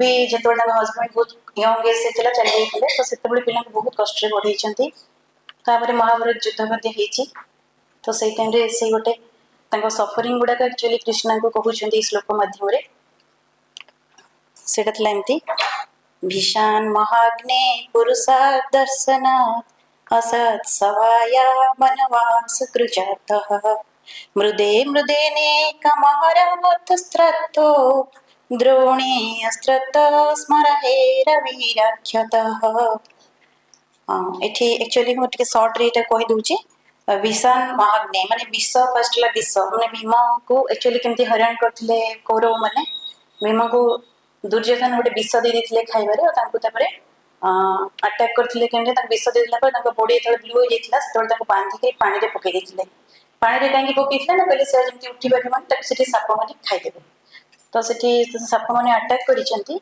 सेई टाइम रे तांकर अटैक करिसेंती मध्ये सेठी किंतु कोन हिची ना कृष्णा का हेल्प एमती आसीची जेमती कि कृष्णा सेठी आसी जाइछंती कना से जो विष गुडा तांको अटैक करथला सेई विष को एक्चुअली गोटे विष को विष ही औषध रे काटे से बेले से साप को विष ही तांको विष भली काम करिछि तो सेतिमे तांकर टिके कॉन्शियसनेस जे आसी जाइछि से माने तांकर राजा जेतल वासुकी साप को राजा थिले वासुकी से चिन्हि परिचंती जे ये हेले से पांडव को पुओ जो मन के एक्चुअली बहुत भलो तांकर सब ने बहुत भलो थिला तांकर रेपुटेशन तो तांको क्वेश्चन ना एटा आंकु तो हमें एक्चुअली अभ्यर्थन करिया था आंकु आपे मारिया कथा नै तम तांको बाबा पछंती जेतल उठैछन क्वेश्चन ठीक अछि 2-4 ड्रॉप तांको अमृत दे देबा पीबा को किंतु भीम तो गोटे बहुत खाइला बेले लोक से कम परिचंती बहुत सारा 10टा पॉट रो पी देछंती अमृत तो सेतिमे तांको भितरे 10,000 हाथी को बळ आसी जाइछ से उठी के आसीचंती ए कथा मध्ये से समस्त कहिसंती तापरे आसी महाग्नि माने जेतबेले ये धृतराष्ट्र माने प्लान करिकरी जानितले गोटे महमरे घरे रखी देछन जोटी महाअग्नि सेठी जो हिची महाअग्नि जो जानि सुने भाबछन जियंता जाळी देबे किंतु सेठी मध्ये श्री कृष्ण आसीकरी विदुरंग थ्रू रे गोटे सुडंग करछंती सेठी भी मां तक छोटे छोटे छुआ को धरि द्रौपदी बाहरी आसीचंती पुरुष दर्शनाथ माने पुरुष अध माने पुरुष अध दर्शनाथ माने पुरुष माने माने मनुष्य तो गोटे जीव हम अध माने तल तल टाइप केमती हम ना जिते वन में बास करुँच जिते वनवास देते तो से भी बहुत हैरान कर सब साप बेंग बाघ फाक सब अटैक कर चेष्टा कर समय कृष्ण हेल्प कर असत सभाया कुरु सभा द्रौपदी को सेमती हैरान कर श्रीकृष्ण सेमती वस्त्र रूप में आसिक द्रौपदी को बहुत कम्फर्ट देते वनवास कृचंत वनवास जमी 13 वर्ष वनवास और 1 वर्ष देते अज्ञातवास मृदे मृदे नैका महारथ स्रोत महाभारत युद्ध से फेरी आसी विराट देश को जाकि 1 वर्ष में फेरी आसी आसिक गोटे सूच्यग्र जमी देवी नहीं बोली दुर्योधन कहते तेणु से बहुत हैरान करते बड़ माने राजा परिवार के बहुत हैरान कर युद्ध शांति वार्ता जो कृष्ण जाइए से मना कर तेणु युद्ध हाँपी स्थिर होती से बहुत हैरान होती कहीं से पटे ये प्रभुपाद कहते हाँ जो एक्चुअली जो वनवास से दुर्वासा मुनि जो पठे दुर्वासा मुनि को तुम्हें जाओ 60,000 माने साधु सत को लेकर जाओ अन्न प्रसाद मांग जाने जब दुर्वासा मुनि तो बहुत रागी अभिशाप देदेवे ऑटोमेटिक नष्ट हो बहुत प्रकार चक्रांत भेराइटी प्रकार चक्रांत कर कृष्ण आसिक पात्र भर दी जिते बड़ा पात्र भी नाला अन्न नाला कि से सब पत्र भर देती पाई दुर्वासा मुनि खुशी होकर आसी तो द्रोण को पुओ है अस्वस्थ सी कौन कर युद्ध समय जानी पार ना भूल एक्चुअली से पांडव भावे कि जाकि द्रौपदी को 5 पुओ को मारी 5 पुओ को मारी जो कि द्रौपदी कुंती बहुत मन दुख कर कुंती ये कांदी कांदी एक्चुअली कथा सब कृष्णा को कहते नुह कि से एक्चुअली कौन प्रकार माने प्रतिशोध परायण कि कथा कहना से बहुत खुशी बहुत माने स्नेह कहते कहीं कहते माने तमें आम संगे सब मोमेंट रे अच्छ सब समय मो संगे अच्छ माने से एक्चुअली फील करछन निजे एक्चुअली फील करछन केना सबले से ताको सहाय्य करछन तापर अस्वस्थ आ गोटे जिनस करछि सेटा हला ଯେତେବେଳେ ଲାଷ୍ଟ ତାଙ୍କର ଥିଲା ପାଣ୍ଡବ ମାନଙ୍କର ଯେତେବେଳେ ଲାଷ୍ଟ ସନ୍ତାନ ଥିଲା ଉତ୍ତରାଙ୍କ ପେଟରେ ଇଏରେ ସେତେବେଳେ ତାଙ୍କୁ ମଧ୍ୟ ବ୍ରହ୍ମାସ୍ତ୍ର ପ୍ରୟୋଗ କରିଛି। ଯେତେବେଳେ ଶ୍ରୀକୃଷ୍ଣ ମଧ୍ୟ ଗୋଟେ ଥମ୍ବ ଆକାରରେ ଆସିକି ତା ଭିତରେ ବସିଛନ୍ତି, ଓମ ଭିତରେ ବସିଛନ୍ତି ଉତ୍ତରାଙ୍କର, ଆଉ ତାଙ୍କୁ ମଧ୍ୟ ରକ୍ଷା କରିଛନ୍ତି। ସେଇଟା ଥିଲେ ପରୀକ୍ଷିତ ମହାରାଜ। ତ ଏଇଠି ଆକ୍ଚୁଆଲି ମାନେ ଦ୍ରୌପଦୀ ସରି କୁନ୍ତି ଏଠି ଶ୍ରୀକୃଷ୍ଣଙ୍କୁ କହୁଛନ୍ତି ଯେ ମାନେ ତମେ ନଥିଲେ ତମେ ହିଁ ଆମର ସେଣ୍ଟର ଥିଲ। ଆକ୍ଚୁଆଲି ତମେ ଆମେ ଯେତିକି ପ୍ଲେଜର ପାଇଛୁ, ଯେତିକି କମ୍ଫର୍ଟ ପାଇଛୁ, ତମେ ହିଁ ଗୋଟିଏ ସେଣ୍ଟର ଥିଲ ଯୋଉଠିକି ଆମେ ଖୁସି ପାଇଛୁ। ଏତେ ଦୁଃଖ ଭିତରେ ଏଇ ଭିତରେ ମତେ ସେଇଟା ଦୁଃଖ ଲାଗୁନି, କିନ୍ତୁ ତମର ଭଲ ପାଇବା ଯେହେତୁ ଆମ ସାଙ୍ଗେ ସବୁବେଳେ ରହିଛି ତେଣୁ ମତେ ବହୁତ ଖୁସି ଲାଗୁଛି। ତ ଆମେ ବେଳେ କଣ ହୁଏ ନା ସଫରିଂ ଟାଇମରେ ଆମେ ବହୁତ ଜଣଙ୍କୁ ସାଙ୍ଗେ ସାଙ୍ଗେ ଆମେ ଯେତେବେଳେ ଆମେ କିଛି ବି ସଫର ହଉ ଆମେ ସାଙ୍ଗେ ସାଙ୍ଗେ କଣ କରୁ ଗୋଟେ ଆଗ ଦୋଷ ଦେଇଦୁ, ବ୍ଲେମ କରିଦଉ ଫାଷ୍ଟ ଗୋଟେ ସର୍କମଷ୍ଟାନ୍ସ, ଏଇଟା ଏମିତି ଥିଲା ବୋଲି ସେମିତି ହେଇଗଲା, ସେମିତି ଥିଲା ବୋଲି ସେମିତି ହେଇଗଲା। ତାପରେ ଆଉ ଗୋଟେ ହେଲା ବହୁ ଜଣଙ୍କୁ ଆମେ ନହେଲେ କଣ କରୁ ମାନେ ଲୋକମାନଙ୍କୁ ନହେଲେ ଗୋଟେ କ୍ରିଟିସାଇଜ କରୁ, ଯେମିତିକି ଆମେ କହିବୁ ହଁ ହଁ ସିଏ ଏମିତି ଭୁଲ କରୁଥିଲେ ସେମିତି ଆମକୁ ହଇରାଣ କଲା ନହେଲେ କରିଥାନ୍ତା କି, ନହେଲେ ଆମେ ଯୋଉଟା ଆମ ପାଖରେ କମ ଥାଏ ସେଇଟା ନେଇକି ମଧ୍ୟ ଆମେ କମ୍ପ୍ଲେନ କରିଥାଉ ସବୁବେଳେ। କିନ୍ତୁ କୁନ୍ତି ଏଠି କିଛି ସିମ୍ପାଥି ପାଇଁ ଏଠି କାନ୍ଦୁନାହାନ୍ତି। ଆମେ ମଧ୍ୟ କୌଣସି ସିମ୍ପାଥି ପାଇଁ କେତେବେଳେ ଦୁଃଖ କରିବା ଉଚିତ ନୁହେଁ। ଆମେ ଭଗବାନ ପାଖରେ ଠିକ ଅଛି ଆମେ କାନ୍ଦିବା, ନିଶ୍ଚୟ କାନ୍ଦିବା, କୃଷ୍ଣଙ୍କ ପାଖରେ ଓନ୍ଲି କାନ୍ଦି ପାରିବା। ଆଉ ସେଇଟା ତା ମାନେ ହେଲା ତାଙ୍କର ଲଭ୍ ଆଉ ପ୍ରୋଟେକ୍ସନ ପାଇବା ପାଇଁ, ତାଙ୍କଠୁ ଭଲ ପାଇବା ବା ତାଙ୍କଠୁ ରକ୍ଷା କିଛି ପ୍ରତିରକ୍ଷା ପାଇବା ପାଇଁ ହିଁ ଆମେ ତାଙ୍କ ଆଗରେ କାନ୍ଦି ପାରିବା। ଆମର ଯେତେବେଳେ ଯାହା ଦରକାର, ସପୋଜ ଆମେ ଗୋଟେ ପ୍ରସାଦ ବନଉଛେ, ସପୋଜ ଆମେ ରୁଟି ବନଉଛେ, ଆମେ ଅଟା ଚକଟିଲା ବେଳେ ଜେନେରାଲି ଆମେ ଲେଡିଜ ମାନେ ମୁଦି ପିନ୍ଧିଥାଉ, ରାଇଟ ହ୍ୟାଣ୍ଡ ରିଙ୍ଗ ପିନ୍ଧିଥାଉ, ତ ବେଳେ କଣ କରୁ ଅଟା ଚକଟିଲା ବେଳେ ସେଟା କାଢି ଦଉ। ତ ବେଳେ ସପୋଜ କଣ ହୁଏ ନା ସେଟା ହଠାତ୍ ଛୋଟ ଜିନିଷଟା କୋଉଠି ରହିଯାଇଥିବ କିଚେନରେ ଜଣା ପଡେନି, ତ ଆମେ କଣ କରୁ ଯଦି ଏମିତି ଖୋଜୁଥିବ ଆକ୍ଚୁଆଲି ଡେସପରେଟଲି ଗଲେ ହେଇ କୃଷ୍ଣା କୁଆଡେ ଗଲା ଏମିତି କିଛି କହିଲେ ଅଟୋମେଟିକ ମିଳିଯିବ। ସମସ୍ତେ ପରୀକ୍ଷା ବି କରିବେ, ମୁଁ ତ କରିଛି ଆପଣ ବି କରିଥିବେ, ନିଶ୍ଚୟ ସେଟା ମିଳିଯାଏ। ମାନେ ଛୋଟ ଛୋଟ ଜିନିଷରେ ଆକ୍ଚୁଆଲି ଭଗବାନଙ୍କୁ ଦେଖିବାର ଅଛି, ପାଇବାର ଅଛି। ତ ସେଥିପାଇଁ ଆମେ ସେଥିପାଇଁ କୃଷ୍ଣାଙ୍କୁ ସେଥିପାଇଁ ସବୁ ସର୍କମଷ୍ଟାନ୍ସରେ ପାଇବା ପାଇଁ ଆମେ କାନ୍ଦି ପାରିବା। ଆଉ ଗୋଟେ ହେଲା ଅନ୍ୟ ଦୁଃଖରେ, ଯୋଉଟା କି ଚୈତନ୍ୟ ମହାପ୍ରଭୁ କରିଥିଲେ, ଅନ୍ୟ ଦୁଃଖରେ ମଧ୍ୟ ଦୁଃଖୀ ହେଇକି ଯେମିତି ବୈଷ୍ଣବଙ୍କ ଦୁଃଖରେ ଦୁଃଖୀ ହେଇକି ମଧ୍ୟ ଆମ ଭଗବାନଙ୍କୁ ପ୍ରେ କରିପାରିବା। ତ ଏଇ ଦିଟା କଣ୍ଡିସନ ଆମେ କାନ୍ଦିବା, ନହେଲେ ଆମେ କାହାରେ କାନ୍ଦିବାର ନାହିଁ। ପ୍ରକୃତରେ ଭଗବାନଙ୍କ ଆଗରେ କାନ୍ଦି ପାରିବା, ଗୁରୁଙ୍କ ଆଗରେ କାନ୍ଦି ପାରିବା, କୋଉଠି କାନ୍ଦି ପାରିବାନି। ତ ସବୁବେଳେ ଲୋକ ଜେନେରାଲି କୁହନ୍ତି ଆମକୁ ତାହେଲେ ଆମେ କାହିଁକି ସଫରିଂ କାହିଁକି ମିଳୁଛି, ଆମେ କଣ ପାଇଁ ଏତେ ଦୁଃଖ କରୁଛେ। ଆକ୍ଚୁଆଲି ଆମେ ମେଟେରିଆଲିଷ୍ଟିକ ଲାଇଫରେ ଏଭରିଡେ ଆମେ ଆକ୍ଚୁଆଲି ଏକ୍ସାମ ଦଉଛୁ, ବଟ୍ ଏକ୍ସାମରେ ପାସ୍ କରିପାରୁନୁ। ପାସ୍ ନ କରିପାରିବାର କାରଣ ହେଲା ଆମେ ସବୁ କଣ୍ଡିସନରେ ସବୁ ସର୍କମଷ୍ଟାନ୍ସରେ ଭଗବାନଙ୍କୁ ଟିକେ ମନେ ପକେଇବା ଦରକାର, ଆଉ କିଛି କରିବା ଦରକାର ନାହିଁ। ଆଉ ସବୁବେଳେ ଡେସପରେଟଲି ଭଗବାନଙ୍କୁ ଚାହିଁଲେ ଅଟୋମେଟିକ ଦେବେ। ଆମେ ଖାଲି ଏମିତି ସେଇଥିରେ ଖାଲି ନାମ ଜପ କରିଦେଲେ ଯେ ହବନି, କିନ୍ତୁ ସେଇଟାକୁ ବି ସିରିୟସଲି ଆମେ ଯଦି କରିବା ନିଶ୍ଚୟ ଆମେ ଭଗବାନଙ୍କୁ ପାଇବା। ଆଉ ସବୁ କଣ୍ଡିସନରେ ସେଟା ଦୁଃଖ ହଉ କି ସୁଖ ହଉ, ମନେକର ମତେ ଆଜି କିଏ ଗାଳି ଦେଲା କି ନିନ୍ଦା କଲା, ମୁଁ ତାପରେ ରାଗିକିରି ଯେ ରିଭେଞ୍ଜ ନେଲା ପରିକା କହିବି ନାହିଁ, ସେତେବେଳେ ଭଗବାନଙ୍କୁ ଥ୍ୟାଙ୍କ୍ସ ଦେବାର ଅଛି। ଯେତେବେଳେ ସଫର ମିଳିଲା ଭଗବାନଙ୍କୁ ଥ୍ୟାଙ୍କ୍ସ ଦେବାର ଅଛି। ତ ଏଇ ଦିଟା କଣ୍ଡିସନ ଆମକୁ ଥ୍ୟାଙ୍କ୍ସ ଦେବାର ଅଛି। ତ କୁନ୍ତୀଙ୍କ ଏଇ ପ୍ରେୟରରୁ ଆମେ ଜେନେରାଲି ଜାଣିପାରିବା ଯେ ଆମକୁ ଦୁଃଖ ମିଳୁ କି ସୁଖ ମିଳୁ, ଆମ ପାଖେ ପଇସା ଥାଉ କି ନଥାଉ, ଫାଇନାନ୍ସିଆଲ ପ୍ରୋବ୍ଲେମ ହଉ କି ହେଲ୍ଥ ପ୍ରୋବ୍ଲେମ ହଉ କି ନଥାଉ, କି ଆଜି ବହୁତ ମିଳି ବି ଗଲା ତ ସେଇଥିରେ ବି ଆମେ ଖୁସି ଅତି ଖୁସି ହେଇଯାଇକିରି ବି ମାନେ ଏକ୍ସାଇଟେଡ ହେଇଯିବାନି, ସେଇଟା ହେଲା କଥା। ତ ସେଥିପାଇଁ ଆମକୁ ସବୁବେଳେ କହିବାର ଅଛି, ଆମକୁ ସବୁବେଳେ ଭଗବାନଙ୍କୁ ମାନେ ମନେ ପକେଇବାର ଅଛି, ଭଗବାନଙ୍କୁ ପ୍ରେ କରିବାର ଅଛି ଯେ ମୁଁ ଯେମିତି କୌଣସି ମୋମେଣ୍ଟରେ ବି ଆପଣଙ୍କୁ ନ ଭୁଲେ, ଆଉ ଆପଣଙ୍କ ହାତ ମୋ ସାଙ୍ଗରେ ଥାଉ, ଏତିକି ପ୍ରେ କରିବାର ଅଛି। ତ ଏମିତିକରି ଆମେ କୃଷ୍ଣ କନସିୟସରେ ରହିପାରିବା। Thank you. अभी वो माता जी की नेक्स्ट देवस्मिता माता जी, power of good habits. Sorry मैं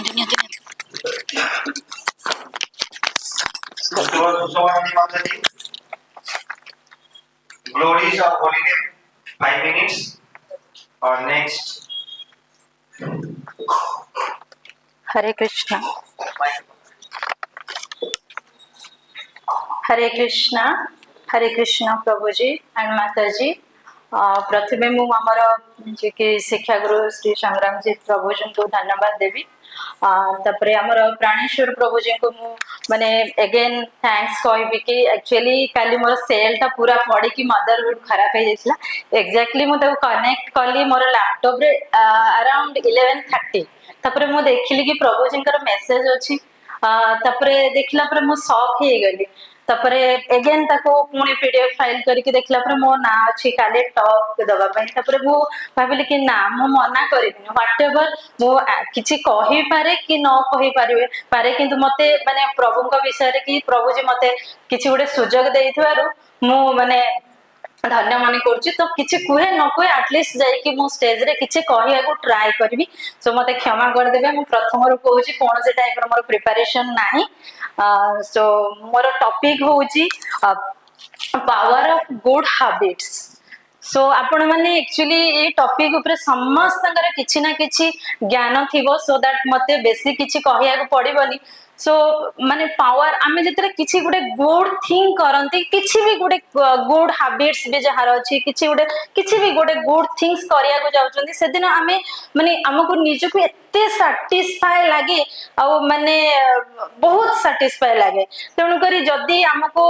माने जो पावर ऑफ गुड हैबिट्स माने हमर गुड हैबिट्स ता अगेन हमर कन्वर्ट हुए माने पावर रे सो सेटा हमर माने स्ट्रेंथ तो आमे कहीं गुड हैबिट्स न कहवा जेहेतु आमर बहुत गुड़ा बेनिफिट अच्छी और इवन आमर डिफरेंट जो रिसर्च पेपर गुड़ा अच्छी कि माने डिफरेंट साइंटिस्ट माने रिसर्च करके कहते कि माने एक्चुअली आम ब्रेन आमर ह्यूमन बॉडीटा एमती माने वे रे डिजाइन है जदि आमे किसी गुड हैबिट्स करछंती तो ता द्वारा आम ब्रेन रे जो केमिकल्स अच्छी सो गुड केमिकल्स ही सिक्रेटेड हुए सो दैट आमे हमर फॉर एग्जांपल हमर ब्रेन रे गुड हार्मोन सिक्रेशन होबा द्वारा माने आमे ऑलवेज आमे पॉजिटिव थिंकिंग करिबा कि जहां भी आमे काम करिबा हम ब्रेन तो डायरेक्ट करूची बट हमर जहां भी फोर लिम्स अछि आमे ता द्वारा माने परफॉर्म करचंती तेनु करी ऑलवेज माने आमे ट्राई करिबा कि बी पॉजिटिव आउ जहां भी गुड प्रैक्टिस करिया फॉर एग्जांपल हमें माने good practice will be started from morning जदि हमें अर्ली मॉर्निंग रो गुड प्रैक्टिस स्टार्ट करिबा हमर डे टा बहुत भलरे जीवो जस्ट लाइक आमे मॉर्निंग रो उठी कि हमर जहां माने नित्य कर्म सारी की देन आमे स्टार्ट करिबा चैंटिंग ओके सो मु भी मोर पर्सनल एक्सपीरियंस कहूची जेबे जो दिन मु चैंटिंग करती मोर पूरा दिनटा एते सुंदर भाबरे जाए मु सेटा इमेजिन करि पारेनी मु भी आपण मान तो समस्त करूथिबे सो दैट माने चैंटिंग डा हमर गोटे बेस्ट हुए आमे माने गुड थिंग्स को बहुत माने भलरे अडॉप्ट करि परिबा आ जदी एवरीडे जे आमे जदी चैंटिंग करचंती ता द्वारा हमर जेते बैड हैबिट्स अछि आमे सेटा को इमीडिएटली एलिवेट करि परिबा बिकॉज़ माने आम ह्यूमन बींग्स माने बॉडी रो डिजाइन सेमती आम बॉडी रे सेमती केमिकल्स फॉर्म हेछि गोटे हेला आमे उठी के चैंटिंग करबा देन चैंटिंग परे आमे हमर जहा मॉर्निंग बात करो पूजा करो सो एगुडा हमको कले हमर माने दिनटा बहुत भलरे जीव तेणु करी मु किछि पॉइंट्स एक्चुअली एबे लेखिली बसी की sorry so what are the benefits of good habits so good habits help you to replace bad habits so if you will be perform or do practice in the good habit so that will be elevate the bad habits so ame jodi kiछि good habit करचंदी so जहां भी हमर देखंतु हमर माने बहु जन्मर कर्म फल हो कि हमर प्रैक्टिस हो कि हमको एबे 30 का 40 इयर्स हेलानी हमें जो 40 इयर्स रो जो एक्सपीरियंस सेटा हमें गोटे दिन रे हमर माने सेटा माने कमी जीवन कि हमें इमीडिएटली चेंज करि परिबानी तेणु करी हमें केमिति चेंज करिबा ना गुड हैबिट्स द्वारा and another benefits of good habits help you reach your goals for example माने हमर good habits द्वारा for example मोर गोटे गोल अछि कि मु एग्जाम रे 99% रखिबी so that मु केमिति अचीव करिवि कि मु सेति कि माने मॉर्निंग अर्ली मॉर्निंग रे उठिबी कि राति 4टा रे उठिबी कि जा माने एई टाइप रो यदि गुड हैबिट्स कली कि चैंटिंग कली हमर ब्रेन रे जो कंसंट्रेशन पावर ता रहइबो आ दैट टू बी मु मोर goal ta achieve kari paribi then another benefits of good habits increase your productivity and efficiency so mane productivity and efficiency mane jaha apanakar jo strength jaha mane rahiya katha jaha apanakar goal achi seta apana immediately success he paribe and another points of good habits help you became the good person जदि good habits आपण करि पारे हमर जेंति हम देखुचंती प्रभु जे माने साधु संत माने तांकर केमिति से माने गुड ह्यूमन बीइंग्स से पाउचंती because of their good habits तो तांकर गुड हैबिट्स रो सेमे गोटे परफेक्ट मैन के गुड मैन हे पाउचंती then another points are there good habits increase your overall quality of life. So good life जदि आमे good habits आमे everyday perform morning ru उठिले chanting कले पूजा कले कि हमर जो अछि 4 regulatory principle according to the Prabhupada जदि आमे सेटा को follow कले ताहले हमर जहा bad habit गोटा अछि automatic हमर चली जीव just like intoxication, illicit sex life, gambling, no meat eating. So एटा करबा द्वारा आमे कोन माने intoxication माने प्रभुपाद कहउछन अल्कोहल तो दूर कथा जदि जने टी भी सब दिन चा भी पिउची सेटा भी कोन करबो ना हम बॉडी रे जो तार बहुत बडे साइंटिफिक प्रिंसिपल अछि ना सेटा आमे चा पीवा द्वारा कोन होउची ना जो निकोटिन अछि सेटा हम बॉडी हमको कोन करछि लेथार्जी करोछि लेजी करोछि सो दैट सेटा भी हमर आसीबो इंटॉक्सिफिकेशन रे देन नेक्स्ट हैला हमर इलिटेड सेक्स लाइफ तो समस्त जानथिबे सेटा द्वारा बहुत टाइप रो सोशल प्रॉब्लम होउची and another is the no gambling means गोटे हैबिट गोटे निशा जेमति हमें कहउछन समस्त तो जुआ एबे आ खेलु नाहंती for example mobile so mobile एबे माने हमरो ए मॉडर्न एरा रे सेटा वन ऑफ द गैम्बलिंग माने हमकु एते एडिक्टेड हे जायछन एते निशा हे जायछ हमें रात रे मोबाइल न देखिले हमें निद होउनी ठीक से कि हमें सोई पारु नाहंती सो से गुडा हमरो आछि गैम्बलिंग रे then meat eating no meat eating for example ame jodi no meat eating mane मांस कि हमरो ये करबानी तो ता द्वारा कोन हैला ame ओडे प्योर वेज डाइट देखिबा कि जस्ट लाइक तापर आसीबो नो ऑनियन गार्लिक जस्ट हमें सब सर्च करबा को जगह हमर प्रसाद मिलुची कि ए टाइप रो जदी हमें सेही टाइप रो गोटे गुड हैबिट्स रे हमें माने यूज करबा ताले हमें दिने ना दिने गोटे स्पिरिचुअल लाइन रे आसबा आ जहां भी हमें थिंक करबा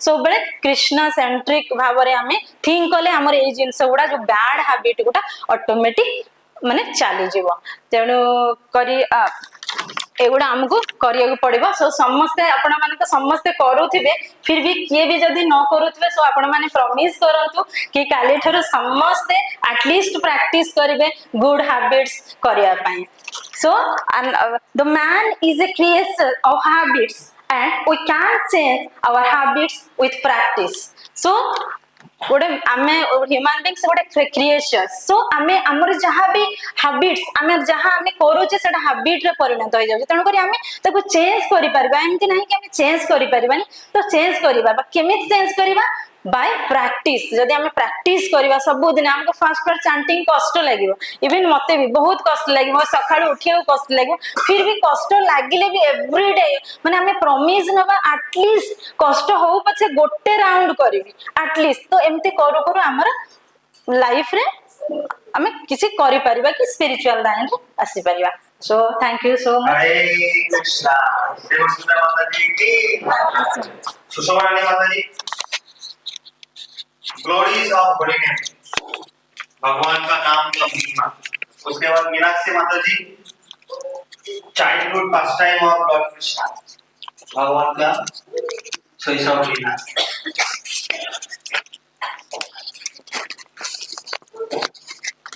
और लास्ट में एकदम हमारे दुनिया संग्राम लोग एक प्रेजेंटेशन देंगे और भी कंट्रोल आवर माइंड आई थोड़ा शॉर्ट में आई प्लीज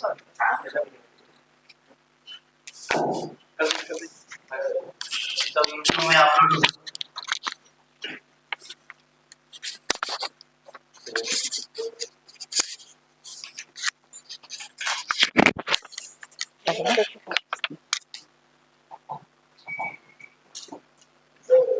हरे कृष्णा संग्रामजीत प्रभु और प्राणेश्वर प्रभु तथा जो हमारे प्रभु जी और माता जी मान को मोर दंडवत प्रणाम मते आज जो टॉपिक मिली ग्लोरीज ऑफ होली नेम तो से विषय में कहवा जाऊँगी प्रथम आमर जो ए होली नेम जोटा आम बुझू आपण मान भी जानते जोटा हूँ हरे कृष्ण महामंत्र से ताकू प्रचार ए मंत्र प्रचार आमर जो अवतार पुरुष श्री चैतन्य महाप्रभु से आसी आमको एटा माने चेतना रे आमर जागृत करेइचंती तो सेते बेले ताकर एटा जो नाम जोटा पवित्र नामर प्रसार करिवा पई से जो पदक्षेप नैथिले तार फल स्वरूप आज सेटा एकदम माने प्रसार करिछि मो से विषय तार ग्लोरीज टा कोन तार महात्मा कोन चैतन्य महाप्रभु को तांकर शिष्य कृष्णदास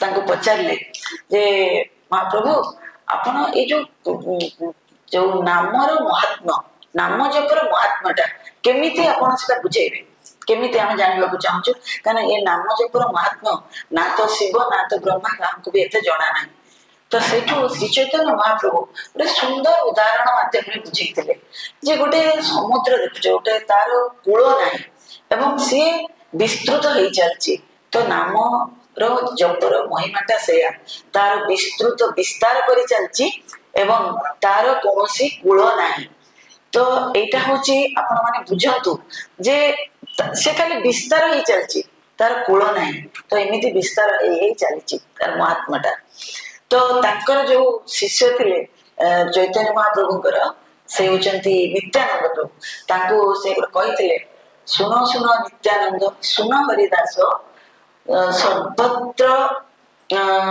सर्वत्र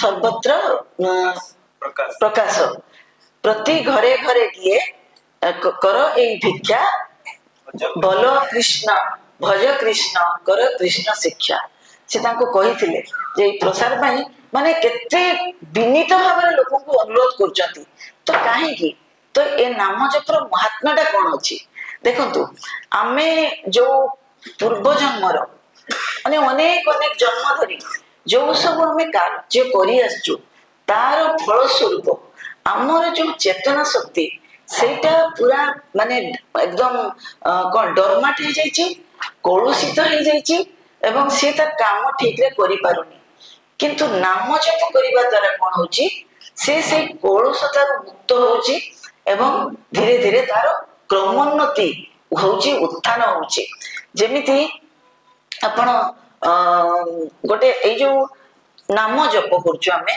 तार जो ध्वनिटा से चेतनार निम्न स्तर रे आम चेतनार निम्न स्तर रे के रहउचंती इंद्रिय मन और बुद्धि से सब को ए नामर जो ध्वनि केते सुंदर भाବରେ अतिक्रम करि जाउची सेठी किसी अटकुनी एवं चेतनार ऊर्ध्व स्तर रे जाई पहुंचुची एवं जा फल रे चेतनार विकास होची एवं हमर ए जो जन्म जन्मांतर पापटा विनाश हो जाउची ए जो पापटा विनाश हो जाउची जे ता परे आमे जो नाम जप करूचु ता परे कोन से पाप आउ थरे हमको पुणी रियकर होउची की हां जति बाय चांस आपण भूल रे किछि गोटे पाप करि दउचंती तो सेटारे आपनकर ए नाम आपन को बाहर करके नै जिवो माने it will take care of that your scene किंतु यदि आपण रेगुलर हैबिचुएटेड हेबे सेटा करिबाकू तो तारो आपण नाम जप करले भी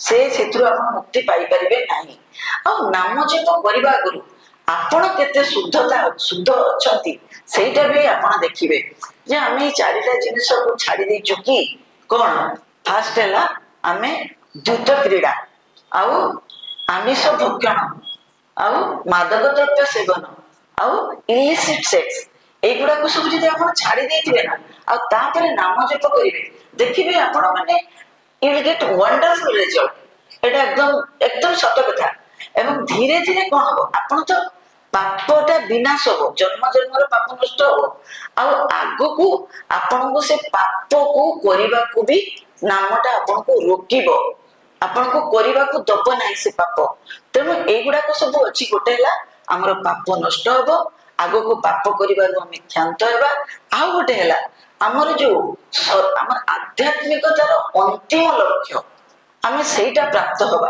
एवं आध्यात्मिकतार जो हमर सर्वोच्च आवास स्थल तो आमे सेठी पहुंची परिबा आ हम रिलेशनशिप कहा संगरे हमर आत्मस्वजन को संगरे विथ कृष्ण तो हमर ए नाम जप करिबा द्वारा ए रिलेशनशिप बहुत स्ट्रॉन्गेस्ट हे जिवो एवं से तो हाथ खोली के रखी जंती तेणु धीरे धीरे से हमको ग्रहण करि नेबे नाम जपर बहुत महात्मा अछि जोटा कि मो वर्णना करि परिबे आपण लक्ष्य तीर्थ स्थल आपण भ्रमण करिबा जिबा ଯାହା ତାଠୁ ଆପଣ ଯଦି ନାମ ଜପ କରିବେ ସିଏ ଆହୁରି ପାୱାରଫୁଲ। ଆପଣ ଦେଖନ୍ତୁ ଗୋଟେ ଅଜାଣଙ୍କ କଥା ଜାଣିଥିବେ, ସିଏ ବହୁତ ପାପୀ ଥିଲା, ବହୁତ ପାପ କର୍ମ କରିଛି। ଥରେ ମାତ୍ର ତାର ଅନ୍ତିମ କ୍ଷଣରେ ସିଏ ବି ଜାଣିକି କରିନି, ସିଏ ତା ପୁଅକୁ ଡାକିଛି, ପୁଅ ନାମ ଥିଲା ନାରାୟଣ। ଥରେ ମାତ୍ର ନାମ ନେଇଛି, ତାର ସବୁ ପାପ ସେଇଠି କଟ, ସେଇଠି ସରିଗଲା ଏବଂ ସିଏ ମୁକ୍ତି ପାଇଗଲା। ଆପଣ ମାନେ ଭାଗବତରେ ଶ୍ଲୋକ 6.2.9 ରେ ଆମର ଭଗବାନ ଶ୍ରୀକୃଷ୍ଣ କହିଛନ୍ତି, ମୋର ପବିତ୍ର ନାମ ଯିଏ ନିଏ ମୁଁ ତାକୁ ସୁରକ୍ଷା ପ୍ରଦାନ କରେ। ଭଗବାନ ଯେତେବେଳେ ସୁରକ୍ଷା ଏଇ ଏସୁରାନ୍ସ ଦଉଛନ୍ତି ଯେ ତମେ ମୋ ନାମ ନିଅ, ମୁଁ ତମକୁ ସୁରକ୍ଷା ପ୍ରଦାନ କରିବି, ୟା ପରେ ତ ଆଉ କିଛି ମାନେ ଚିନ୍ତାର ମାନେ ଗୋଟେ ଅବକାଶ ବି ନାହିଁ। ଆଉ ଗୋଟେ କଥା, ଆପଣ ଜୋର ଜବରଦସ୍ତ କରନ୍ତୁ, ଭଲରେ କରନ୍ତୁ, ଯେମିତି ବି କରନ୍ତୁ, ଆପଣଙ୍କୁ ସୁଫଳ ମିଳିବ ହିଁ ମିଳିବ। ଆପଣ ଗୋଟେ ଔଷଧ ଖାଉଛନ୍ତି, ଆପଣ ଭଲରେ ଖାଉଛନ୍ତି ଯେ ମୋ ରୋଗଟା ଭଲ ହବ, ଜବରଦସ୍ତ ଖୁଆ ହଉଛି। ଗୋଟେ ପିଲା କିଛି ବୁଝିନି, ଖାଇବାକୁ ଚାହୁଁନି, ତା ମା ଜବରଦସ୍ତ ତାକୁ ପାଟିରେ ଗିଳଉଛି, କିନ୍ତୁ ରୋଗ ଭଲ ଅଛି। ତେଣୁ ଆପଣଙ୍କୁ ପଜିଟିଭ ରେଜଲ୍ଟ ହିଁ ମିଳିବ, ଭଲେ ହିଁ ଆପଣ ବୁଝିକି କରନ୍ତୁ, ଭଲେ ହିଁ ନ ବୁଝିକି କରନ୍ତୁ। ମୁଁ ବେଶୀ କିଛି ଆଉ କହିବାକୁ ଚାହୁଁନି, ଶେଷରେ ଗୋଟେ ମାତ୍ର ଆମର ମୁଁ ଶ୍ଲୋକ କହୁଛି, ହରେ ନାମ ହରେ ନାମ ହରେ ନାମ କେବଲମ୍ କଲୁ ନାସ୍ତୈବ ନାସ୍ତୈବ ନାସ୍ତୈବ ଗତି ଅନ୍ୟଥା। ତେଣୁ ଏ କଳି ଯୁଗରେ ନାମ ଛଡା ଆମର କୌଣସି ଗତି ନାହିଁ। ଏଇ କଳି ଯୁଗରେ ଆମକୁ ଯଦି କେହି ସୁରକ୍ଷା ପ୍ରଦାନ କରିବ, ଆମକୁ ସତ୍ପଥରେ ଚଲେଇବ, ସେ ହଉଛି ଏଇ ଭଗବାନଙ୍କର ନାମ। हरे कृष्ण। हरे कृष्णा। सुस्वागत माता जी की। नेक्स्ट मीनाक्षी माता जी, 5 मिनट्स भगवान का एक लीला, शैशव लीला। हरे कृष्णा। चलो शॉर्ट में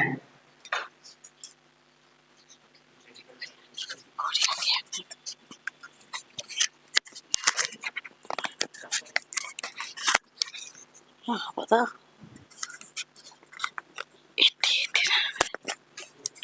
होमी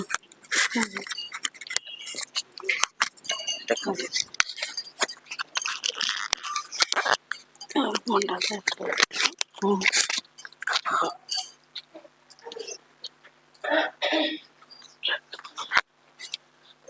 हरे कृष्ण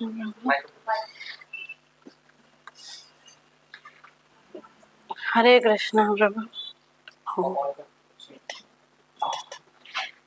हरे कृष्ण प्रभु जी, अपने प्रभु जी समस्त को हरे कृष्ण। जो मत दिखाई भगवान बाल्य लीला विषय कहवाई, भगवान आम घर पाखे जेहेतु गोपाल जी गोटे मंदिर थिला, तो मोर छोट बड़ अभ्यास अच्छी गोपाल जी डाकिबा, तो मुझे कृष्ण कृष्ण को डाकी माने मझे मझे कहनी, तो आपण मैंने से शुणी कही भगवान गोपाल जी जो बाल्य लीला विषय मत दि जाए कहवाई। मुझे पढ़ुली भागवतम पढ़ी ओडिया भागवतम पढ़ी, से लिखाई भगवान नाम को, भगवान चरित्र को, भगवान नाम चरित्र विषय कहीं भी देहधारी मनुष्य माने मुख जिह्वा माध्यम प्रकाश करने असंभव नुह, कहीं से होचंदी भगवान होचंदी अनंत, हरि अनंत, हरि कथा भी अनंत। एवं वर्षार अगणित धारा को जमती कहीं गणी पारे, आकाशर जो तारा गुड़ाक जमती कहीं गणी पारे, बालुका शज्य समुद्र बालुका शज्य बालीगढ़ को कहीं जमती गणी पारे, से भगवान गोपाल जी अनंत लीला को कहीं मुख माध्यम प्रकाश करें ना, कहार एमती सामर्थ्य ना, कौन सी मुनि मुनि ऋषि हजार हजार वर्ष धरी तपस्या करी करी करी करी एवं से कहवाक सामर्थ्य प्राप्त करना। एवं गोटे जिनस जिते बड़े आमे ठीक आमे शुणुचे जे आमे सब गोटे सोल एवं पृथ्वी को आमे आसीचे कहीं आसे, आमे पृथ्वी को आसीचे आमर अत्यधिक आसक्ति पाई, आमर अत्यधिक आसक्ति जो जिनस प्रति रही जाइए से जिनस विभिन्न प्रकार देह धरी आमे पृथ्वी पृष्ठ को आसीचे। एवं से जो भगवान आसी भगवान भी आसी कहार आसक्ति को पूर्ण करने ना भगवान कौन अच्छे, भगवान तो त्रिभुवनपति, भगवान हूँ जगतपति, भगवानଙ୍କର ଅଣ୍ଡରେ ଏ ପୃଥିବୀ ବିଶ୍ୱ ବ୍ରହ୍ମାଣ୍ଡ ସବୁ କିଛି ତାଙ୍କର ଇଶାରାରେ ଆତଜାତ। ତେଣୁ ଏ ପୃଥିବୀରେ କେହି ବି ମାନେ କେହି ସେମାନେ ସେ ଭଗବାନ କାହିଁକି ପୁଣି ପୃଥିବୀକି ଆସିଥିଲେ ଏବଂ କାହିଁକି ଲୀଳା ଖେଳା ସବୁ କରିଥିଲେ ଏଇ ଜିନିଷ ଜାଣିବା ପାଇଁକା ଗୋଟେ ଜିନିଷ ଜାଣିବାକୁ ପଡିବ, ଯେଉଁମାନେ ହଉଛନ୍ତି ଗୋପୀ ଆଉ ଗୋପବାଳ ଏବଂ ସବୁଠୁ ଭଗବାନଙ୍କର ଯୋଉ ବାଲ୍ୟଟା କଟିଥିଲେ କେବଳ ଗୋପୀ ଆଉ ଗୋପ ବାଳେ ହିଁ ତାର ସାନ୍ନିଧ୍ୟକୁ ଅନୁଭବ କରିଥିଲେ ଏବଂ ସବୁଠାରୁ ଚରମ ପ୍ରେମ ଭକ୍ତି ନିଃସ୍ୱାର୍ଥପର ପ୍ରେମ ଭକ୍ତିର ଚରମ ନିଦର୍ଶନ ହଉଛନ୍ତି ସେ ଗୋପୀ ମାନେ, ଯୋଉମାନଙ୍କ ସହିତ ଭଗବାନ ନିଜେ ସମୟ ଅତିବାହିତ କରିଥିଲେ ଏବଂ 11 ବର୍ଷ 6 ମାସ ଯେଉଁ ଭଗବାନ ବ୍ରହ୍ମା, ଭଗବାନ ବିଷ୍ଣୁ, ଭଗବାନ ଶିବ ଏମାନେ ମଧ୍ୟ ଯାହାର ଟିକେ ଝଲକ ପାଇବା ପାଇଁ ତରସି ଯାଇଥାନ୍ତି ଏବଂ ସେମାନେ ବି ନିଜକୁ ନିଜ ଧନ୍ୟ ମନେ କରନ୍ତି, ଟିକେ ଆମେ ଟିକେ ଭଗବାନଙ୍କର ଝଲକ ପାଇଯାଆନ୍ତି। କିନ୍ତୁ ସେଇ ଭଗବାନ ଯୋଉ ଭଗବାନଙ୍କୁ ବ୍ରହ୍ମା ଶିବ ମଧ୍ୟ ପାଇପାରିଥାନ୍ତି, ସେଇ ଭଗବାନ ନିଜେ ଆସି ଗୋପୀ ଆଉ ଗୋପ ବାଳ ମାନଙ୍କ ସହିତ ଦୀର୍ଘ 11 ବର୍ଷ 6 ମାସ ଆଉ କେତେ ଦିନ ତାଙ୍କ ସହିତ ଅତିବାହିତ କରିଥିଲେ ଏବଂ ସେଇ ଧୂଳି ଧୂସରିତ ଦାଣ୍ଡରେ ମଧ୍ୟ ଗଡି ଗଡି ନିଜର ଆସକ୍ତି ସେମାନଙ୍କର ଆସକ୍ତିକୁ ପୂର୍ଣ୍ଣ କରିଥିଲେ ଆଉ ନିଜେ ସେମାନଙ୍କୁ ସାନ୍ନିଧ୍ୟ ପ୍ରଦାନ କରିଥିଲେ। ଏବଂ ସେ ଯୋଉ ଭଗବାନଙ୍କୁ ମା ରାଧାରାଣୀ ଥରେ ପ୍ରଶ୍ନ କରିଥିଲେ ଯେ ପ୍ରଭୁ ଆପଣ ତ ହଉଛନ୍ତି ବହୁତ ସବୁ ତ୍ରିଭୁବନପତି, ଆପଣଙ୍କୁ ତ ଅଣ୍ଡରେ ସବୁ କିଛି, ଆପଣ ବି କଣ କୋଉ ଜିନିଷକୁ ଚାହାନ୍ତି, ଆପଣଙ୍କର କୋଉ ଜିନିଷର ଆବଶ୍ୟକତା ରହିଥାଏ? ସେତେବେଳେ ପ୍ରଭୁ କହିଥିଲେ ହଁ ଭଗବାନ ବି କଣ ଜିନିଷର ଭୋକିଲା ରହିଥାନ୍ତି, ସେଇଟା ହଉଛି ସ୍ନେହ ଭକ୍ତି ଆଉ ଶ୍ରଦ୍ଧା ମିଶ୍ରିତ ନିଃସ୍ୱାର୍ଥପର ପ୍ରେମ ସ୍ନେହ ଶ୍ରଦ୍ଧା ଭକ୍ତିରେ ଜଣେ ଭଗବାନଙ୍କୁ ବାନ୍ଧି ଦେଇପାରେ, ଯିଏକି ସମସ୍ତଙ୍କୁ ବାନ୍ଧି ଦେଇଥାନ୍ତି, କେବଳ ଜଣେ ସେଇ ମାଧ୍ୟମରେ ଭଗବାନଙ୍କୁ ବାନ୍ଧି ଦିଏ। ଏବଂ ସେଇଥିପାଇଁ ସେ କହିଥିଲେ ଯେତେବେଳେ ଭଗବାନଙ୍କୁ ସେମାନେ ପ୍ରାପ୍ତ କରିବା ପାଇଁ ଆସିଥିଲେ, ଯେତେବେଳେ ପୂର୍ବ ଜନ୍ମରେ ତାଙ୍କର ଆସକ୍ତି ଭଗବାନ ରାମଚନ୍ଦ୍ରଙ୍କୁ ଦେଖି ଦଣ୍ଡକାରଣ୍ୟରେ ଯେତେବେଳେ ମୁନି ଋଷି ମାନେ ଦେଖିଥିଲେ ଏବଂ ସେମାନଙ୍କ ମନରେ ଆସିଥିଲା ବିଧାତା ଆମକୁ କରନ୍ତା ନାରୀ, ପତି ହୋଇଥାନ୍ତେ କୋଦଣ୍ଡଧାରୀ, ସେତିକି ବେଳେ ଶ୍ରୀ ରାମଚନ୍ଦ୍ରଙ୍କୁ ଦେଖି ତାଙ୍କର ଯୋଉ ଅହେତୁକ ଆସକ୍ତି ମନ ପବନ ରୁନ୍ଧି ଆତ୍ମଜ୍ଞାନୀ ମାନେ ଯେତେବେଳେ ବହୁତ ପରିମାଣରେ ଭଗବାନଙ୍କୁ ହାଉତାସ ଭାବରେ ଡାକିଥିଲେ, ତାଙ୍କ ଅନ୍ତରାତ୍ମାରେ ଭଗବାନ କହିଥିଲେ ହଁ ମୁଁ ଆସିବି ଏବଂ ଦ୍ୱାପର ଯୁଗରେ ତୁମମାନଙ୍କର ଏଇ କାମନାକୁ ପରିପୂର୍ଣ୍ଣ କରିବା ପାଇଁ ସେ ଭଗବାନ ନିଜେ ଆସିଥିଲେ ଏବଂ ତାଙ୍କର ସାନ୍ନିଧ୍ୟ ଏମାନେ ସବୁ ପ୍ରାପ୍ତ କରିଥିଲେ। ଏବଂ ଆଉ ଗୋଟେ ଜିନିଷ ହଉଛି ଏଥିରେ ଆମେ ଜାଣିବା କଥା ଯେ କେମିତି ଭଗବାନ ଆସିକି ତାଙ୍କର ସମସ୍ତଙ୍କର କାମନାକୁ ପୂର୍ତ୍ତି କରିବା ପାଇଁକା ଯେତେବେଳେ ମହାରାଜ ମାଧ୍ୟମରେ ଗୋପୀ ମାନଙ୍କୁ ଯେହେତୁ ସେ କହିଥିଲେ ଯେ ପତି ହୋଇଥାନ୍ତେ କୋଦଣ୍ଡଧାରୀ ଏବଂ ସେ ତାଙ୍କର ପତି ମାଧ୍ୟମରେ ଆସିକି ପତି ମାନଙ୍କୁ ପତି ହୋଇ ସେମାନଙ୍କୁ ତାଙ୍କର କାମନା ପୂର୍ତ୍ତି କରିଛନ୍ତି ଏବଂ କିଛି କ୍ଷଣ ମଧ୍ୟରେ ଯେତେବେଳେ ଜଣେ ଭଗବାନଙ୍କୁ ପାଇଯିବ ସେତେବେଳେ ତା ମନରେ ନିଶ୍ଚିତ ଭାବରେ ଅତ୍ୟନ୍ତ ସ୍ନେହ ଅତ୍ୟନ୍ତ ଭାବରେ ଟିକେ ଅହଙ୍କାର ଆସିଯାଇଛି ଏବଂ ସେତିକି ବେଳେ ଭଗବାନ ନିଜେ ସେଥିରୁ ସେଇ ରାସ କ୍ରୀଡ଼ାରୁ ଅନ୍ତର୍ଧ୍ୟାନ ହେଇଯାଇଛନ୍ତି ଏବଂ ଅନ୍ତର୍ଧ୍ୟାନ ହେଇଯାଇଛନ୍ତି ସେତେବେଳେ ଏମାନଙ୍କ ମନରେ ବହୁତ ଦୁଃଖ ଆସିଯାଇଛି ଏବଂ ଦୁଃଖ ଆସି ଅତ୍ୟନ୍ତ ଦୁଃଖରେ ମର୍ମାହତ ଯେତେବେଳେ ଆମେ ସାମାନ୍ୟ କିଛି ଗୋଟେ ଜିନିଷ ପାଇଯାଉଛେ ତ କେତେ ଖୁସି ହେଇଯାଉଛି, କିନ୍ତୁ ସେମାନେ ତ ଭଗବାନଙ୍କୁ ପାଇଯାଇଛନ୍ତି ଆଉ ଭଗବାନଙ୍କୁ ଯେତେବେଳେ ପାଇଯାଇକି ଭଗବାନଙ୍କୁ ହରେଇ ଦଉଛନ୍ତି ସେତେବେଳର ଦୁଃଖ ଅତ୍ୟନ୍ତ ମର୍ମାହତ ହେଇଯାଇଛନ୍ତି ସେମାନେ ସବୁ ଏବଂ ସେମାନେ ଭଗବାନଙ୍କର ସେଇ ବାଲ୍ୟ ଲୀଳା କଥା ଚିନ୍ତା କରୁଛନ୍ତି। ଭଗବାନଙ୍କର ବାଲ୍ୟ ଲୀଳାକୁ ଚିନ୍ତା କରି କରି କରି କରି ସେମାନେ ବିମୋହିତ ମାନେ ବେହୋସ ହେଇଯାଉଛନ୍ତି ଏବଂ ସେତିକିବେଳେ ସେମାନେ ଚିନ୍ତା କରୁଛନ୍ତି ହେ କୃଷ୍ଣ ହେ ଗୋବିନ୍ଦ ମାଧବ ତୁମେ କୁଆଡେ ଗଲ, ଆମକୁ ଏତେ ସାନ୍ନିଧ୍ୟ ପ୍ରଦାନ କରି ଏତେ କାମନା ସବୁ ପୂର୍ତ୍ତି କରିବାକୁ ସବୁ କୁଆଡେ ଗଲ?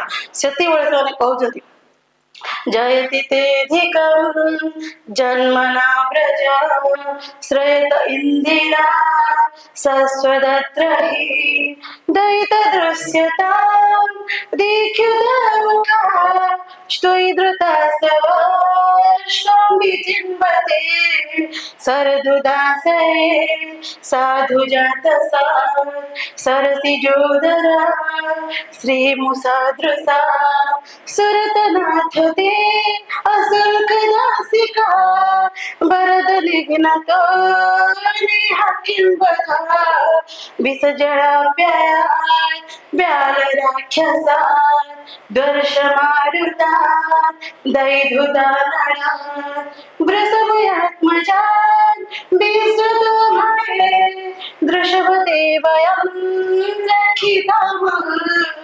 वृषभदेवयं रक्षितामः।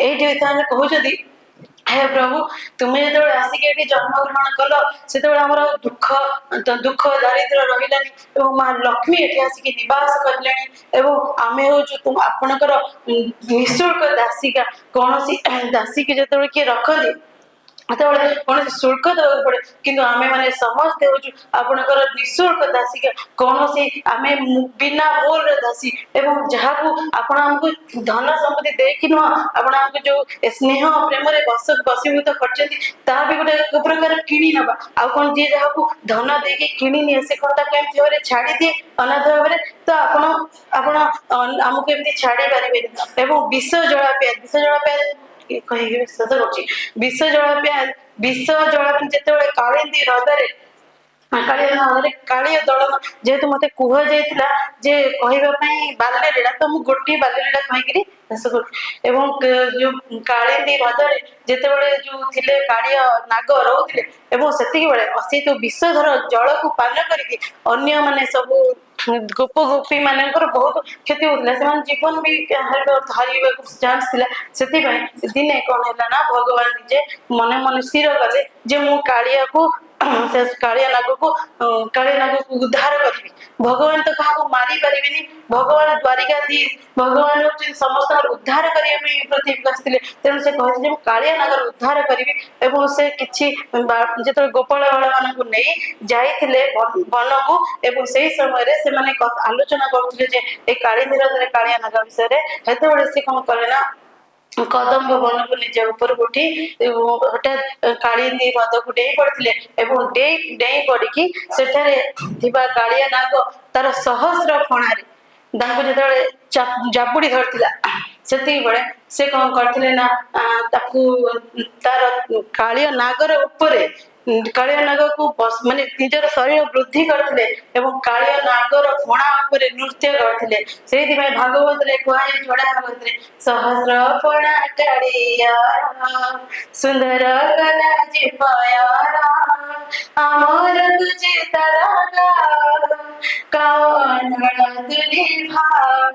से कहते जयदेव गीत गोविंद कहते कालिया विषाधारा गंजाना है जनरंजना है जनरंजना जगकुला नळीना दिनेश जय जय देवा हरे एहिपरी से कालिया नाग फणा सुंदर करते स्वर्ग जो स्थान था से भगवान गोपी गोपाल मान विषय अनंत कथा कहीं भी कही पारे मत ये सुजोग मध्य मुझे कोटि कोटि प्रणाम जनाऊँगी। हरे कृष्णा बहुत बहुत धन्यवाद माता जी की। Our last presentation, PPT presentation, how to control our mind. Sangram Prabhu. Hare Krishna.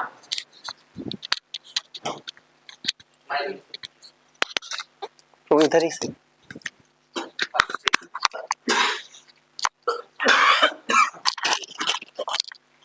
Hare Krishna.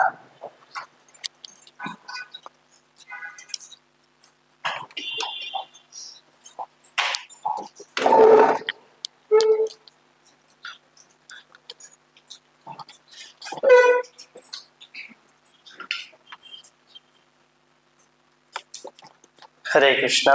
So first of all, giving thanks to all of the devotees present over here. So special thanks to Sangramjit Prabhu and Praneshwar Prabhu for giving me this opportunity. Actually मेरा तो कोई योग्यता नहीं है class देने के लिए, लेकिन प्राणेश्वर प्रभु का आदेश था, तो इसलिए I am going to start. लेकिन जो आज का जो टॉपिक है बहुत ही इंटरेस्टिंग टॉपिक है, क्योंकि जो भी डे टू डे लाइफ में हम फेस करते हैं उसका ऊपर ही टॉपिक है कि हाउ टू कंट्रोल आन अनकंट्रोलेबल माइंड। ओके, हम डिस्कस करेंगे। सो भगवद गीता का 3.36 श्लोक आप मेरे साथ थोड़ा दोहराएंगे। अर्जुन इधर बोल रहे, क्या बोल रहा है? अर्जुन उवाच अथ केन प्रयुक्तम् पापं चरति पुरुषः अनिच्छाप्येति वस्यन्या बलादेव नियोजिता। ये अर्जुन का क्वेश्चन नहीं है, हम सबका क्वेश्चन है। क्या क्वेश्चन है? तो भगवान को पूछता है कि भगवान पाप के न प्रयुक्त, मेरा पाप करने के लिए मन नहीं है, फिर भी मैं पाप करता हूँ। मैं माइंड को कंट्रोल करने के लिए चाहता हूँ लेकिन नहीं हो रहा है, तो क्या कर सकता हूँ? लेकिन हमारे पास टाइम बहुत कम है, तो इसलिए मैं थोड़ा स्पीड जा रहा हूँ।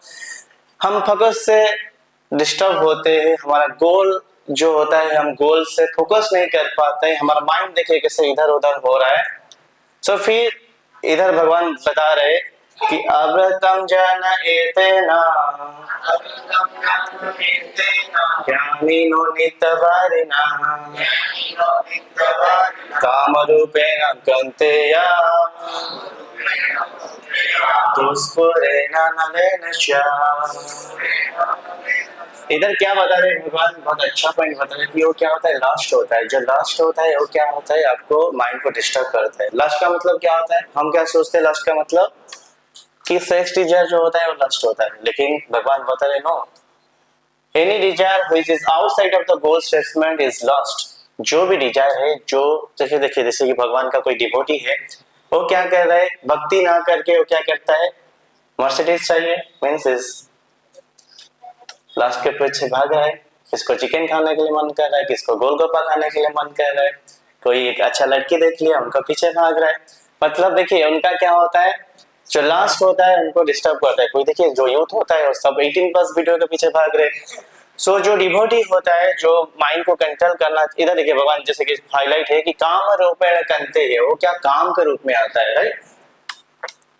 देखिए जैसे कि हम सोचते हैं कि या यूथ सोचते हैं कि हमको कोई गर्लफ्रेंड मिल जाए, कोई दारू पी ले तो हमारा माइंड कंट्रोल हो जाए। देखिए कि कोई अगर किसका खुजली होता है, वो खुजली करने के बाद क्या होता है, खुजली और ज्यादा हो जाता है, राइट। जैसे कि देखिए घी, अग्नि में घी डालने के बाद अग्नि और ज्यादा जलता है। सो ऐसे ही होता है, जैसे कि कोई दारू पीता है, वो सोचता है कि एक बार ट्राई कर लेंगे और नहीं करेंगे, लेकिन नहीं, ऐसे नहीं होता है। आप जितना बार करेंगे वो क्या आपका हैबिचुएटेड हो जाएगा, ठीक है। सो फिर देखिए इधर बता रहे कि भगवान कि इंद्रियाणि मनोबुद्धि आश्चर्यष्टम उच्यते एतद्विमोहित एषा ज्ञानम आवृत्ति देहिनाम्। नहीं, अभी हमारा क्या हो रहा था कि क्यों हमारा माइंड डिस्टर्ब हो रहा था, देखिए वो सब प्रैक्टिकल टिप्स है मैं जो बता रहा हूँ कि कैसे हमारा माइंड को हम कंट्रोल कर पाएंगे। ये क्या बता रहा है कि इंद्रियाणि और मन बुद्धि, वो तीनों के लिए हमारा माइंड क्या हो रहा है, डिस्टर्ब हो रहा है। अभी हमको क्या मिल गया, एड्रेस मिल गया, क्या क्या, सेंस है, माइंड है और इंटेलिजेंस है, वो तीनों के लिए हमारा माइंड डिस्टर्ब हो रहा है। फिर नेक्स्ट श्लोक में देखिए भगवान क्या बता रहे कि तस्मात् इंद्रियाणि आदौ नियम भारत सर्वस पापमान प्रजह्येनम् ज्ञानम विज्ञानाशनम्। इधर बता रहे भगवान कि आप इधर उधर का चक्कर पे मत पड़िए। आप इंटेलिजेंस को कंट्रोल नहीं कर पाएंगे, आप माइंड को कंट्रोल नहीं कर पाएंगे, लेकिन क्या कंट्रोल कर पाएंगे, आपका जो सेंसेस है उसको कंट्रोल करिए। जैसे कि देखिए कि आंख है, नाक है, जीवा है, टस है, उसको क्या करिए, आप भगवान का सेवा में लगाइए। अगर देखिए आप कुछ बातचीत का रोड में आप जा रहे हैं, खराब चीज देखेंगे आगे रात में वही सोचेंगे, राइट। जैसे कुछ खराब खाना खा लिया, खाने के बाद रात भर वही इसके बारे में आप सोचते हैं। सो फास्ट आपका जो फास्ट स्टेप होता है, भगवान बता रहे हैं कि आपको क्या करना चाहिए, आपका सेंसेस को फास्ट कंट्रोल करना चाहिए। अगर आप सेंसेस को फास्ट कंट्रोल कर लिया, फिर आप माइंड को कंट्रोल कर पाएंगे। देखिए जैसे कि और एक चीज है सेंसेस कंट्रोल करने के लिए कि आपका चैंटिंग क्या है, आप क्या चैंटिंग करते हैं, आपका हियरिंग क्या है, आपका रीडिंग क्या है, आप कौन सा गाना सुनते हैं, आपका फ्रेंड कैसा है, आप कौन सा फिल्म देखते हैं, आप कौन सा फ्रेंड के साथ मिलते हैं, आप कौन सा बुक्स पढ़ते हैं, आप कौन सा टीवी प्रोग्राम देखते हैं, वो भी बहुत मैटर करता है। देखिए जैसे कि यूथ का बात अगर मैं करूँ कि यूथ देखिए कि सब गर्लफ्रेंड का पीछे भाग रहा है, कोई 18+ का वीडियो के पीछे भाग रहे हैं। देखिए उनका एसोसिएशन ऐसे होगा, इसलिए उनका लाइफस्टाइल देखिए कोई 12 बजे तक सुबह सोता है, सो इसीलिए आपका, अगर आप चाहते हैं कि आपका रेगुलेट करने के लिए आप सेंसेस को, सो फर्स्ट आपको अच्छा एसोसिएशन लाना पड़ेगा, उसके बाद फिर आपका माइंड कंट्रोल हो पाएगा। जैसे कि देखिए, जैसे फैन होता है, जैसे कि आज फैन ऑफ है क्योंकि हमारे पास स्विच है इसलिए फैन ऑफ है, क्योंकि आज देखिए विंटर का सीजन है, अगर फैन का स्विच नहीं होता तो हम विंटर में भी फैन लगा के बैठना पड़ता था। तो इसीलिए हमारे जो सेंसेस है उसको कंट्रोल भी करना चाहिए। जैसे कि देखिए होम थिएटर है, उसके पास रिमोट है, अगर रिमोट नहीं होता तो आप सोच पा रहे क्या होगा। जैसे कि एसी है, एसी का रिमोट होता है, तो इसीलिए मैं बताना चाहता हूँ कि आपका सेंसेस का भी रिमोट होना चाहिए। अगर आपका रिमोट होगा तो फिर आप सेंसेस को कंट्रोल कर पाएंगे, नहीं तो इट्स इम्पॉसिबल। सो जैसे कि गिगो प्रिंसिपल होता है कि आपको पता होगा कि गार्बेज इन गार्बेज आउट, जैसे डाटा आप इनपुट देंगे सो आउटपुट ऐसे ही होगा। जैसे कि देखिए कोई खराब चीज देख लिया, मैं ऑलरेडी बता चुका हूँ कि वही रात भर वही माइंड में आता है। I think you all are experienced. जैसे कुछ खराब खाना खा लिया, सो इसीलिए फर्स्ट स्टेप जो होता है कि आपका माइंड को कंट्रोल करने के लिए फर्स्ट आपको सेंस को कंट्रोल करना पड़ेगा। अगर आप सेंस को कंट्रोल कर लिया फिर आप माइंड को कंट्रोल कर पाएंगे। Then stop getting distracted by the things that have nothing to do with your goal. आप ऐसे काम मत करिए जैसे कि जो आपका गोल के साथ कनेक्टेड नहीं है। जैसे कि मैं आपको बताया कि जो डिवोटी होता है वो क्या करना चाहिए, भगवत गीता पढ़ना चाहिए, भगवान का पूजा करना चाहिए। प्रभुपाद का जो ISKCON का फाउंडर है उसका एक बहुत अच्छा कोट के साथ मैं क्लास को एंड करना चाहता हूँ कि जब मैं पानी पीता हूँ तब मैं पानी ही पीता हूँ। मतलब देखिए, जब वो पानी पीते हैं उनका फोकस क्या होता है, पानी का ऊपर ही होता है। लेकिन जब मैं चैंटिंग करता हूँ हमारा क्या होता है, मैं मोबाइल देखता हूँ, मैं खाना बनाता हूँ। लेकिन ऐसे अगर होगा तो माइंड कंट्रोल नहीं होगा। सो इसीलिए लास्ट नॉट द लीस्ट मैं बताना चाहता हूँ कि फर्स्ट आप ट्राई करिए जो सेंसेस है, सेंसेस को कंट्रोल करने के लिए, फिर आपका माइंड को कंट्रोल कर पाएंगे। हरे कृष्णा। हरे कृष्णा प्रभु के लिए एक बार तालियां हो जाए। हरि बोल। हम लोग बहुत बहुत धन्यवाद सब डिवोटी के लिए, इतना सुंदर कंटेंट फर्स्ट टाइम में प्रिपेयर करके आए। तो हम लोग ऐसा रखेंगे किसी महीना में एक बार जो डिवोटीज को मौका